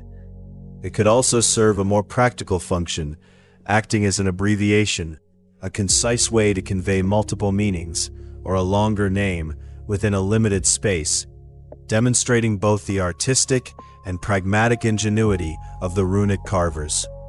The bind rune, then, was a clever and powerful innovation, a combination of two or more distinct runes into a single, unified character. This artistic and symbolic amalgamation served multiple purposes. For magical intent, it was believed to concentrate and amplify the power of the individual runes, creating a potent sigil for protection, blessing, or invocation. In a more mundane context, it could also be used to save space, allowing for a more compact inscription, especially useful on smaller artifacts or when commemorating a long name, a testament to the efficient and thoughtful design inherent in runic practice. Among the most iconic and enduring forms of runic inscription are the majestic rune stones, those silent sentinels of history scattered across the Scandinavian landscape. These memorial stones, often grand in scale and intricate in design, were typically erected to commemorate deceased individuals and to celebrate their deeds, ensuring their legacy would live on in the collective memory of their community. They stand as powerful testaments to Viking values, honor, courage, and the enduring importance of family and lineage, each stone a silent orator of a bygone age. Indeed, runic inscriptions found on artifacts like these memorial stones often served a dual purpose: to commemorate individuals, ensuring their names and accomplishments were remembered for generations, and to mark significant events, such as battles, voyages, or the founding of settlements. These inscriptions provide invaluable historical records, offering glimpses into the lives of real people, chieftains, warriors, mothers, and artisans, and the pivotal moments that shaped their world, transforming cold stone into a vibrant chronicle of human experience. Viking runic inscriptions, in their various forms, often carried a common set of themes, reflecting the core concerns and beliefs of their society. They frequently commemorated the dead, honoring their memory and perhaps guiding their spirit. They marked ownership, a simple yet vital function in a communal society. And perhaps most profoundly, they often invoked deities, calling upon the Norse gods for protection, guidance, or blessings, revealing a deep spiritual connection to the pantheon of Odin, Thor, and Freya. A constant dialogue between the human and the divine. The solemn act of marking graves with runes was a deeply meaningful practice, ensuring that the deceased's name and legacy were not lost to the sands of time. These runic grave markers, often simple yet profound, served as enduring reminders of those who had passed, preserving their identity and their place within the community. They were a way of honoring the dead, of keeping their memory alive, and perhaps of offering a final, silent prayer for their journey into the afterlife. A poignant testament to the enduring human need for remembrance. Among the most famous and historically significant runestones are the Jelling stones in Denmark, monumental testaments to a pivotal moment in Scandinavian history. These magnificent stones, erected by King Gorm the Old and his son Harald Bluetooth, not only commemorate their reigns, but also famously detail the conversion of the Danes to Christianity. They stand as a powerful symbol of a changing era, a bridge between the old pagan ways and the new Christian faith. Their runes telling a story of cultural transformation on a grand scale, a turning point etched in stone for all time. Further east, in the ancient lands of Sweden, stands the enigmatic Björketorp runestone, a chilling and fascinating example of runic power. This particular stone contains a curse, a stark warning written in the older Elder Futhark script, explicitly cautioning against disturbing the monument. Its ominous words, still legible after centuries, speak of a potent magic, a desire to protect the sanctity of the site from desecration. A silent guardian imbued with ancient power, a testament to the belief in the enduring efficacy of runic curses. Bears the longest known runic inscription in the world. A complex and captivating memorial that continues to intrigue scholars and historians. Its intricate text is a rich tapestry of poetic and historical references, weaving together sagas of kings, tales of battles, and perhaps even riddles about the cosmos. It is a profound and ambitious work of runic art, a monumental effort to preserve a vast array of knowledge and memory in stone, a testament to the intellectual and artistic sophistication of its creators, a silent epic waiting to be fully deciphered. The island of Gotland, nestled in the Baltic Sea, is renowned for its unique Gotlandic picture stones, which combine stunning visual artistry with runic inscriptions. These distinctive stones often depict vivid scenes of Viking life and mythology, majestic longships sailing across stylized waves, brave warriors engaged in battle, and evocative scenes from Norse mythology, perhaps featuring Odin or Thor.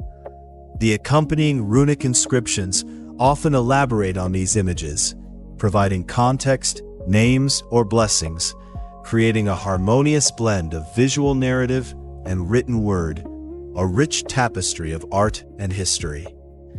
In Uppsala, Sweden, a site of immense historical and spiritual significance, a collection of runic inscriptions known as the Uppsala runes has been unearthed. These varied inscriptions offer a fascinating cross-section of Viking life, detailing everything from personal ownership and family lineages to religious invocations and historical events. They collectively paint a vivid picture of the bustling activity and deep spiritual currents that characterize this important center, providing invaluable insights into the everyday existence and profound beliefs of the people who once thrived there. And then there is the intriguing, albeit controversial, Kensington runestone, a relic that sparks debate and fuels imagination. This stone, purportedly discovered in Minnesota, USA, purports to be a runic inscription left by Scandinavian explorers in North America in the 14th century, long after the main Viking Age. While its authenticity remains a subject of intense scholarly discussion, its very existence, real or imagined, speaks to the enduring allure of Viking voyages and the tantalizing possibility of their far-reaching explorations, a whisper of ancient footsteps on a distant shore. Beyond their use in inscriptions on stone and wood, runes also found a unique application in the tracking of time. Runic calendars, sometimes referred to as runic staves, were ingenious devices used by the Vikings to keep track of the days, the changing seasons, and crucially, the important religious festivals and agricultural cycles that governed their lives. These calendars, often carved into long, flat pieces of wood, were a practical tool for organizing their year, a tangible connection to the rhythms of nature and the cycles of their spiritual beliefs. These runic calendars, known variously as rune staves or primstaves, were sophisticated instruments for timekeeping, essential in a society deeply connected to the agricultural year and its seasonal changes. They were meticulously carved with runic symbols, each mark representing a specific day or a significant event, allowing the Vikings to track the passage of time, predict important dates for planting and harvesting, and observe their religious festivals with precision.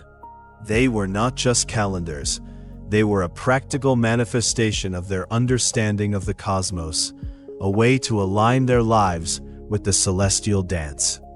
Finally, it's worth noting the subtle artistry and regional variations present in runic carving. The precise angles of the carved runes could vary considerably, reflecting not only the individual skill and style of the carver, but also distinct regional traditions. A rune carved in Norway might have a slightly different slant or emphasis than one carved in Denmark or Sweden, creating a rich tapestry of local styles. These subtle differences offer another layer of insight for scholars, allowing them to trace the origins of artifacts and to appreciate the individual artistry that went into each inscription, a silent signature left by hands long turned to dust. These whispers in stone and wood, these ancient runes, tell us tales not only of daily life and grand events, but also of a deep human desire to leave a mark, to communicate across time, to imbue the physical world with meaning and memory. They are the silent echoes of a vibrant civilization, a testament to their ingenuity, their beliefs, and their enduring spirit. And as we let the images of these carved symbols gently fade from our mind's eye, we carry with us the understanding that these inscriptions, these profound messages from the past, are more than just letters. They are the very soul of a people, guiding us now towards the most legendary of all Viking endeavors, their epic voyages to unknown lands, where the horizon beckoned with the promise of discovery and the thrill of the uncharted.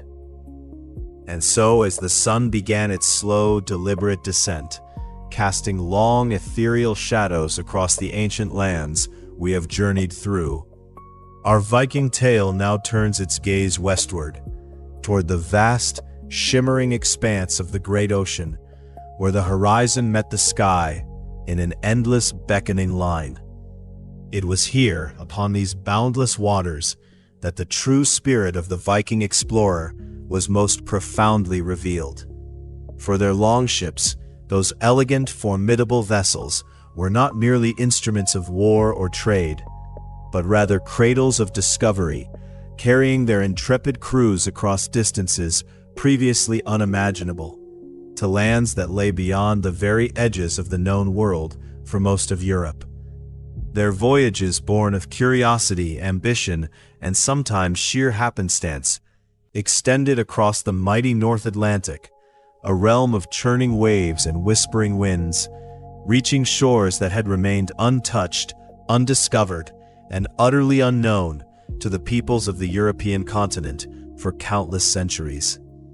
Imagine, if you will, the rhythmic creak of the timbers, The steady slap of waves against the hull, the salty spray upon the faces of the crew as they pushed ever onward, guided by the stars, the sun, and an innate, profound understanding of the sea. These were journeys of immense courage and endurance, undertaken without maps as we know them today, relying instead on generations of accumulated wisdom, on the flight of birds, the color of the water, the shifting patterns of the clouds, and the deep, resonant call of the ocean itself. It was this audacious spirit that first brought them to the British Isles, marking a pivotal moment in history, for it was in the late 8th century, with the first recorded Viking voyages to England and Ireland, that the very era we now call the Viking Age truly began to unfold, forever altering the course of European civilization. These initial encounters, often swift and brutal raids upon unsuspecting monasteries and coastal settlements, were but the first ripples of a much larger tide.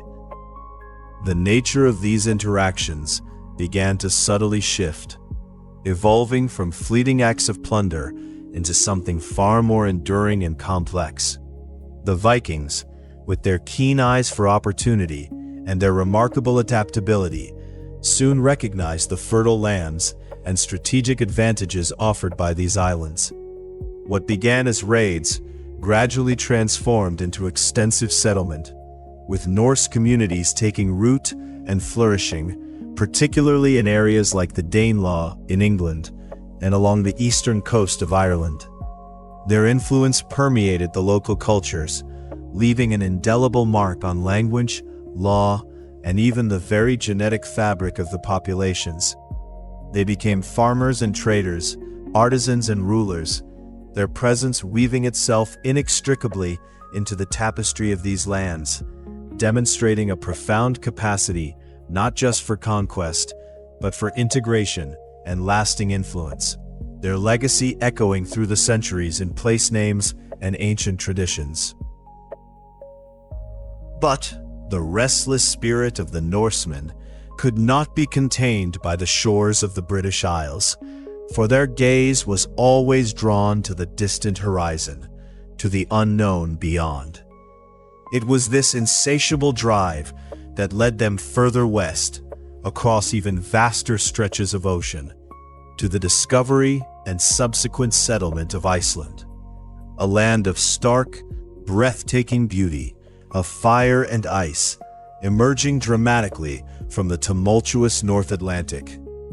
This momentous event, occurring in the late 9th century, was not, however, a meticulously planned expedition, but rather a testament to the unpredictable nature of seafaring life and the serendipitous hand of fate.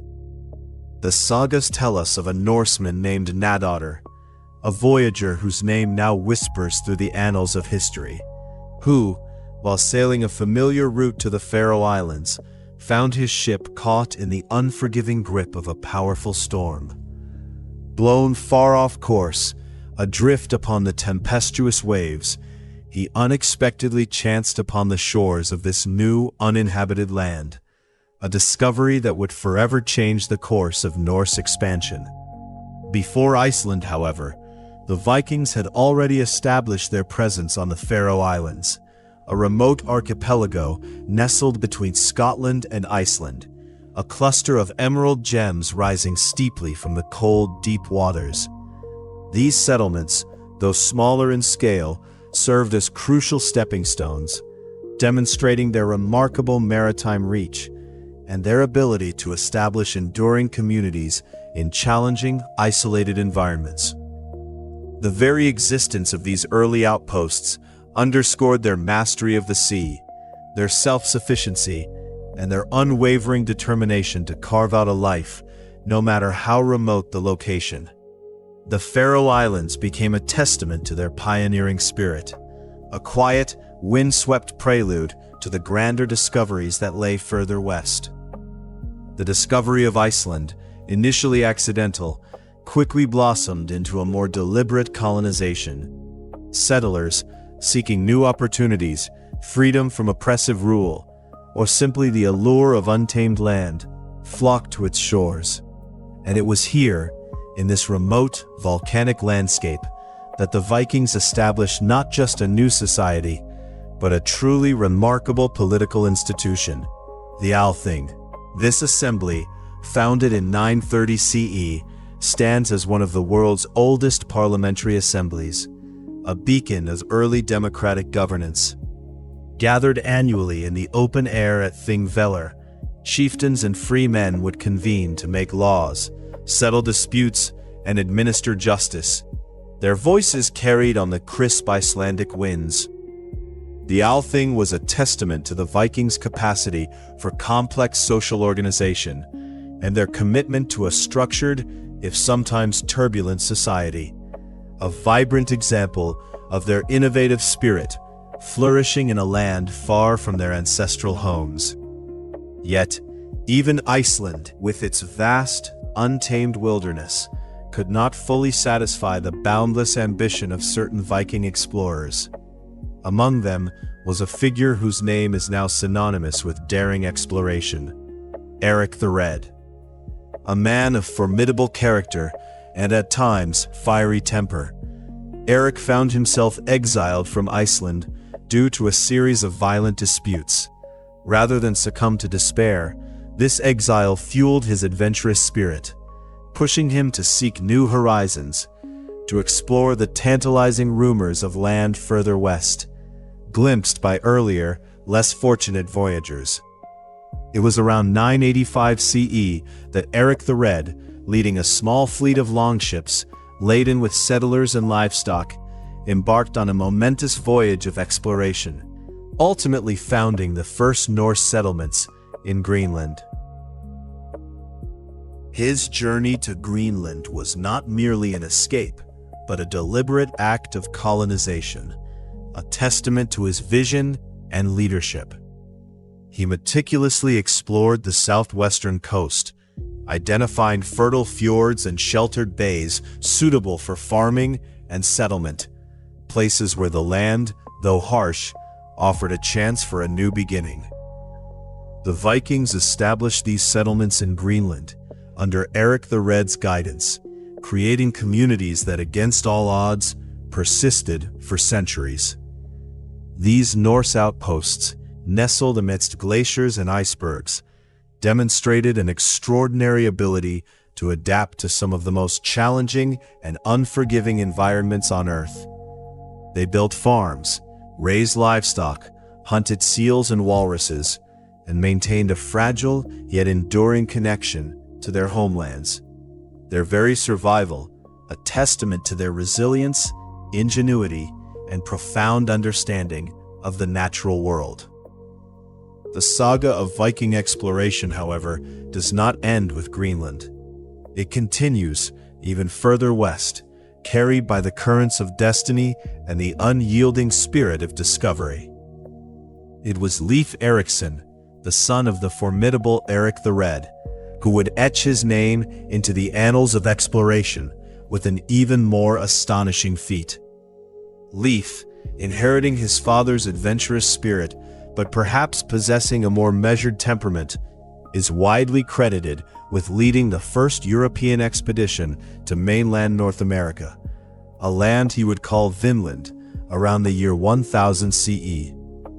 This momentous voyage, a full 5 centuries before Christopher Columbus, stands as a quiet yet profound testament to the Vikings' unparalleled seafaring prowess and their relentless pursuit of what lay beyond the known. Leif Erikson's journey to Vinland was not a sudden impulse, but rather a culmination of previous sightings and stories.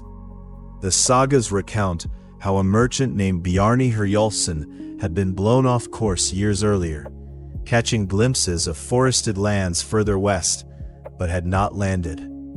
Leif, hearing these tales, was inspired to embark on a deliberate expedition of discovery. He purchased Bjarni's ship, gathered a crew, and set sail from Greenland, following the descriptions of those distant shores. His voyage led him first to a barren rocky land, which he named Helluland, or Slabland, likely modern-day Baffin Island. Continuing south, he found a forested land with white sandy beaches, which he called Markland or Forestland, probably Labrador. And finally, further still, he reached a land so rich and inviting that he named it Vinland, or Wineland, a place where wild grapes were said to grow in abundance. The voyages to Vinland, meticulously documented in the Icelandic sagas, particularly the saga of Eric the Red and the saga of the Greenlanders, provide vivid, detailed accounts of their exploration and their ambitious, though ultimately temporary, attempts at settlement. These sagas, rich with human drama and geographical detail, describe a land of lush landscapes, abundant timber, and indeed wild grapes, painting a picture of a fertile and promising new world. The Vikings established temporary settlements in Vinland, the most well-known of which is Lansing Meadows, located on the northern tip of Newfoundland, Canada. This site, now a UNESCO World Heritage Site, provides tangible, archaeological proof of their presence, a silent, powerful confirmation of the saga's ancient tales. The discovery of Lansing Meadows in Newfoundland, Canada, was a monumental archaeological breakthrough, confirming what had long been considered mere legend or speculative history. Excavations at the site revealed the distinct outlines of turf houses, a smithy, and workshops, all unmistakably Norse in their construction and design. Artifacts unearthed there, including a bronze pin, a spindle whorl, and iron rivets, provided irrefutable evidence of a Viking settlement, a place where Norse men and women lived, worked, and explored, making it the first confirmed European presence on the North American continent. This site stands as a powerful, silent monument to their incredible journey, a physical link across the vast expanse of time and ocean. During their time in Vinland, the sagas recount how the Viking voyagers encountered indigenous peoples, whom they called Skrælings. These encounters were complex and varied, sometimes peaceful, involving trade, and at other times fraught with tension and conflict, leading to skirmishes. The sagas describe these indigenous inhabitants with a mixture of curiosity and apprehension, recognizing them as distinct cultures inhabiting the land long before the Norse arrived. These interactions, though often brief and sometimes violent, represent the very first documented meetings between Europeans and the native peoples of North America, a significant, if often overlooked, chapter in the history of cross-cultural contact. While the archaeological evidence of Lansing Meadows is robust, another intriguing, though highly debated piece of evidence emerged in the mid-20th century: the Vinland map. This parchment map, purported to date from the 15th century, shows not only parts of Europe, Asia, and Africa, but also, quite remarkably, a landmass labeled Vinlanda Insula, the island of Vinland, situated west of Greenland. Though its authenticity has been a subject of intense scholarly debate for decades, with some experts claiming it to be a clever forgery, its very existence, regardless of its true origin, sparks the imagination, reminding us of the enduring allure and mystery surrounding these ancient voyages and the profound impact they had on the European understanding of the world. Beyond these grand voyages of discovery and settlement, the Vikings also engaged in more specialized, yet equally daring expeditions. From their settlements in Greenland, they undertook annual voyages known as Norðursetur, journeys to the north, into the Canadian Arctic. These were not colonization efforts, but rather crucial resource-gathering expeditions, primarily for hunting walrus, whose ivory tusks were highly prized in European markets, serving as a valuable commodity for trade. These arduous journeys into the icy, desolate reaches of the Arctic, often lasting for weeks or months, further underscore their unparalleled navigational skills and their ability to survive and thrive in the most extreme conditions, pushing the boundaries of human endurance and geographic knowledge. The rich tapestry of these incredible journeys, from the first raids on England to the temporary settlements in Vinland, is preserved for us today primarily through the Icelandic sagas. These epic narratives, written down centuries after the events they describe, are primary sources detailing many Viking voyages, including those to Greenland and Vinland. They are not mere historical accounts, but rather intricate literary works, blending fact with legend, history with poetry, offering a unique window into the minds, motivations, and daily lives of these extraordinary seafarers. Through their vivid prose, we can almost hear the roar of the ocean, feel the bite of the wind, and witness the courage and ambition that drove the Vikings to explore, to settle, and to leave an indelible mark upon the world. As we drift now, gently, upon the currents of these ancient tales, we recognize that the Vikings' reach extended far beyond the western seas, beyond the cold, distant shores of Vinland and Greenland, connecting them to distant empires and new trade routes that stretched across continents, weaving a complex web of cultural exchange and economic interaction that would shape the medieval world in ways both subtle and profound. And so, as the gentle whispers of the Nordic winds carried us further across the vast, shimmering expanse of the ocean, we turn our gaze now not towards the setting sun of the west, but towards the soft, dawning light of the east, where new horizons beckoned with the promise of bustling markets, ancient empires, and winding silver rivers that carved paths through endless forests. Imagine, if you will, the longships, those magnificent vessels we have come to know so intimately. Their sleek forms not always pointed towards the crashing waves of the open sea, but often guided with quiet precision into the calmer yet equally challenging embrace of vast river systems, stretching like intricate veins across an immense continent. These were journeys of a different nature, perhaps less about the thrill of discovery in unknown oceans, and more about the patient, strategic navigation of inland waterways, a testament to the Vikings' remarkable adaptability and their insatiable desire to connect, to trade, to understand the world beyond their fjords. These eastward voyages, often tracing the ancient paths of mighty rivers that flowed like liquid silver through the heart of what we now know as Russia, were pivotal in establishing some of the most enduring and lucrative trade routes of their time. Picture the scene. A longship, its single square sail lowered, now propelled by the rhythmic dip and pull of oars, gliding silently between towering banks of ancient trees, their branches heavy with the accumulated wisdom of centuries. The air here would have been different, perhaps thicker with the scent of pine and damp earth, the sounds muted by the dense foliage, broken only by the calls of unseen birds and the steady creak of the oarlocks.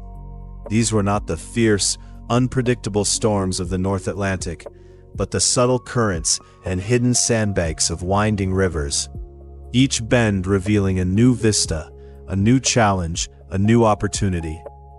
These intrepid Norsemen, often referred to as the Rus in these eastern lands, embarked on journeys that took them deep into the very heart of Eastern Europe, creating a network of connections that would profoundly influence the formation of early Russian states. It is a fascinating thought, isn't it, how the very name Russia is believed by some to derive from these Viking traders and settlers, the Rus, who brought with them not only their goods, but also their organizational skills, their martial prowess, and their unique cultural imprint.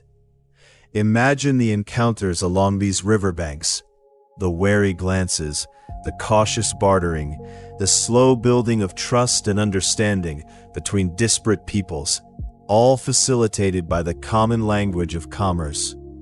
The Vikings, with their keen eyes for valuable commodities, sought furs of unimaginable softness, amber glistening like captured sunlight, and slaves, a darker aspect of their trade, but one that was sadly prevalent in that era. In return, they offered their finely crafted metalwork, their weapons, and the exotic goods they had acquired from other distant lands, weaving a tapestry of exchange that stretched across continents. The shallow draft of their longships, a design marvel we have already admired, proved to be an invaluable asset in these riverine expeditions. These vessels, so perfectly suited for navigating the open ocean, were equally adept at traversing shallow waterways, allowing them to penetrate far inland where deeper ships would have been hopelessly stranded. They could be portaged, too, carried overland between river systems, a monumental effort involving many strong hands and a deep understanding of the terrain, transforming the journey into a series of interconnected passages, a grand puzzle solved with muscle and ingenuity. Imagine the sheer determination required to haul a vessel of that size, laden with goods, across miles of uneven ground, only to launch it again into another river, another leg of the journey, another step closer to their distant destinations. This ability to seamlessly transition between sea and river, and even land, underscores the unparalleled versatility of the Longship and the extraordinary resilience of its crew. These extensive river systems, like ancient highways, led the Vikings to places of immense wealth and power, particularly to the glittering heart of the Byzantine Empire. Picture Constantinople, or Miklagard as the Vikings called it, the great city, a metropolis of unparalleled splendor, its golden domes and towering walls rising majestically from the shores of the Bosphorus, a stark contrast to the rugged landscapes of Scandinavia. The Vikings, having navigated the Dnieper or the Volga, perhaps even enduring the perils of the Black Sea, would have arrived at this magnificent city, their eyes wide with wonder at its opulence, its sophisticated culture, its bustling markets overflowing with silks, spices, and precious jewels. Here, they traded their northern wares for the luxuries of the East, forging connections that linked the frosty fjords to the sun-drenched shores of the Mediterranean. But their reach extended even further, beyond Byzantium, into the vibrant and sophisticated world of the Islamic caliphates. Imagine the journey continuing, perhaps down the Volga, across the Caspian Sea, or through other intricate routes, leading them to the bustling markets of Baghdad or other great cities of the Middle East. Here, they would have encountered a civilization of profound intellectual and artistic achievement, a world of intricate calligraphy, advanced mathematics, and exquisite craftsmanship. The silver dirhams, the coinage of the Islamic world, found in vast hoards across Scandinavia and Eastern Europe, are tangible proof of these extensive trade networks, shining testaments to the incredible distances these Norse traders traversed. These silver hoards, unearthed centuries later, are like whispered tales from the past, each coin a silent witness to a journey of immense scale and daring. They tell a story of cultural exchange, of goods and ideas flowing freely across vast geographical and cultural divides, creating a truly globalized world long before the term was ever conceived. The Vikings, those master navigators, truly established a trade network that stretched from the icy shores of North America, where we journeyed in our earlier tales, all the way to the sun-drenched Caspian Sea. This astonishing breadth of influence is a testament to their entrepreneurial spirit, their courage, and their unparalleled seafaring skills. From the furs of the Canadian wilderness to the silks of Persia, from the timber of Scandinavia to the silver of the Islamic world, the Vikings were the conduits, the connectors, the restless spirits who wove together the disparate threads of the known world into a vibrant, interconnected tapestry of commerce and culture. It is a humbling thought to consider the sheer scale of their ambition and the profound impact they had on the geopolitical landscape of their era.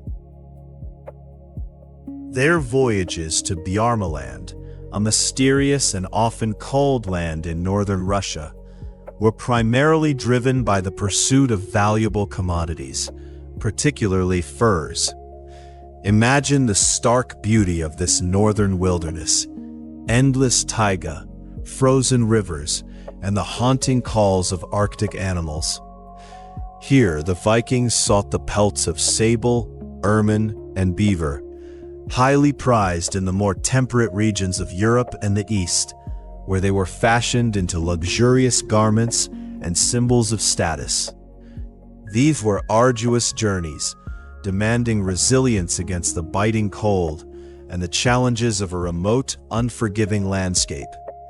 But the rewards were great, fueling the demand for these exotic northern goods and further cementing the Vikings' role as essential intermediaries in the vast web of medieval trade.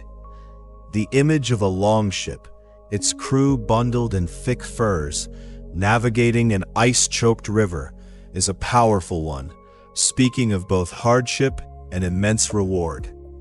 And then, there were the voyages that led them to the shimmering expanse of the Mediterranean Sea, a body of water so different from the turbulent North Sea or the vast Atlantic. These journeys, often involving a combination of river travel and open ocean sailing, connected them directly with the sophisticated cultures of the Byzantine Empire and, once again, the Islamic world.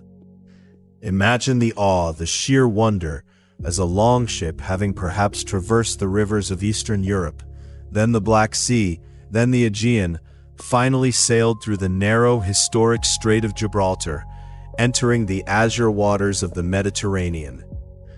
The air would have been warmer, the light brighter, the scents of olive groves and citrus trees carried on the gentle breeze. Here they encountered new peoples, new customs, and new opportunities, sometimes through peaceful trade, and sometimes, it must be acknowledged, through the more aggressive means of raiding coastal towns, a darker facet of their multifaceted interactions. The discovery of Viking artifacts, such as those glittering silver hoards we mentioned earlier, scattered across such vast distances, from the British Isles to the steppes of Russia, from Scandinavia to the Mediterranean shores, serves as irrefutable evidence of the truly extensive reach of their trade and raiding networks. Each artifact, whether a finely crafted brooch, a weapon, or a cache of coins, tells a silent story of travel, of exchange, of conflict, and of connection. These objects are not just historical curiosities. They are tangible links to a past where the world was both vast and yet, through the efforts of these intrepid voyagers, remarkably interconnected. They paint a vivid picture of a dynamic, restless people who left an indelible mark on the world, shaping economies, influencing cultures, and forging pathways that would endure for centuries. It is also worth reflecting on the enduring legacy of Viking ship design, a legacy that extended far beyond their own era, influencing later European shipbuilding, particularly in the development of vessels like the cog. The cog, a sturdy merchant ship that became a workhorse of medieval trade, borrowed elements of the Viking longship's efficiency and seaworthiness, adapting them for different purposes. The Vikings' innovative approach to shipbuilding, their deep understanding of hydrodynamics, and their mastery of timber construction provided a foundational knowledge that continued to evolve and shape maritime technology for generations. Their ships, often lovingly referred to in Old Norse poetry as sea steeds or wave horses, were not merely conveyances. They were extensions of their culture, symbols of their power, and the very engines of their expansion and influence. And as the sun begins its slow descent, casting long golden shadows across the land and sea, we find ourselves drawn to the quiet, enduring power of the runes. These ancient symbols, carved into stone, wood, and metal, were more than just an alphabet. They were imbued with meaning, with magic, with the very essence of the Norse spirit. Imagine a runic inscription, perhaps one found in a place like Maeshowe in Orkney, a silent testament to a Viking traveler's journey. These inscriptions, often simple yet profound, detail the exploits of these adventurers, their visits, their observations, their triumphs, and sometimes their longing for home. They are like whispers from the past, etched into the very fabric of time, allowing us a glimpse into the minds and experiences of those who dared to venture into the unknown. They are the enduring voices of a people who, through their ships, their trade, and their indomitable spirit, left an indelible mark on the world, a legacy that continues to fascinate and inspire us even today. Now, as the last rays of the sun gently fade, painting the sky with soft hues of lavender and rose, let us allow these tales of ancient voyages, of sturdy ships and brave hearts, to slowly recede into the quiet corners of our minds. The echoes of the waves, the rustle of the sails, the distant calls of gulls, they all grow softer now, like a lullaby carried on the evening breeze.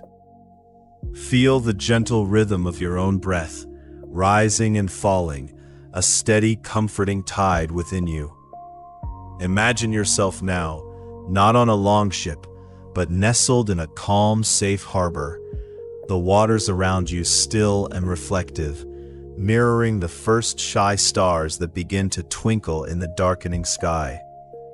The air is cool and fresh, carrying the faint, sweet scent of distant pine forests and the clean, briny tang of the sea. All the journeys, all the discoveries, all the challenges and triumphs have brought you to this moment of profound peace. Your own vessel, your body, is at rest, gently swaying with the natural currents of relaxation. Let your thoughts drift like the softest clouds across a vast, empty sky. There is no need to hold on to them, no need to follow their path. Simply observe them as they pass, then let them dissolve into the boundless expanse of your inner quiet. Feel the gentle weight of your body against the surface beneath you, supported and secure, as if cradled by the earth itself. Each muscle, each fiber, begins to soften, to release any lingering tension, like a tightly wound rope slowly unraveling, becoming pliant and free. Your eyelids feel heavy, a pleasant weight, inviting them to close fully, drawing a soft curtain over the world outside. Behind this curtain, a gentle darkness begins to deepen, a comforting, limitless space where worries and concerns cannot follow. Within this darkness, you might perceive soft, swirling colors like the aurora borealis dancing far to the north, or perhaps just a deep, velvety blackness, both equally peaceful and inviting. Listen to the quiet symphony of the night around you, the distant hoot of an owl, the soft rustle of leaves, the barely perceptible hum of the world settling down. These sounds do not disturb you. Instead, they become part of the tranquil tapestry of your sleep, weaving themselves into the fabric of your deepening rest. Your mind, once active and engaged, now begins to slow, like a ship coming into port, its engines quieted, its sails furled. ready for a long and restorative rest. Feel a wave of profound calmness wash over you, starting from the crown of your head, flowing down through your forehead, softening the space between your brows, relaxing your jaw, releasing any tightness in your shoulders. Let this wave continue its gentle descent, down your arms to your fingertips, through your chest and abdomen, softening all your internal organs, bringing a sense of spaciousness and ease. It flows further, down your hips, through your thighs, calves, and finally to the tips of your toes, leaving every part of you feeling light, yet deeply grounded. You are safe. You are secure. You are perfectly still. The vastness of the ocean, the winding paths of the rivers, the ancient wisdom of the runes, they have all guided you to this moment of absolute serenity. There is nothing left to do, nowhere left to go, but deeper into the embrace of sleep. Allow yourself to surrender fully to this peaceful descent, knowing that you are held, you are cherished, and you are worthy of this profound rest. The stories of the past, the echoes of ancient journeys, now mingle with the quiet whispers of your own subconscious, forming a gentle current that carries you further and further away towards the tranquil shores of dreams. Let go, drift. Allow the soft darkness to enfold you completely, guiding you into a deep restorative sleep where peace reigns supreme and every breath is a lullaby. Sleep now, deeply and peacefully, until the gentle light of a new day awakens you, refreshed and renewed.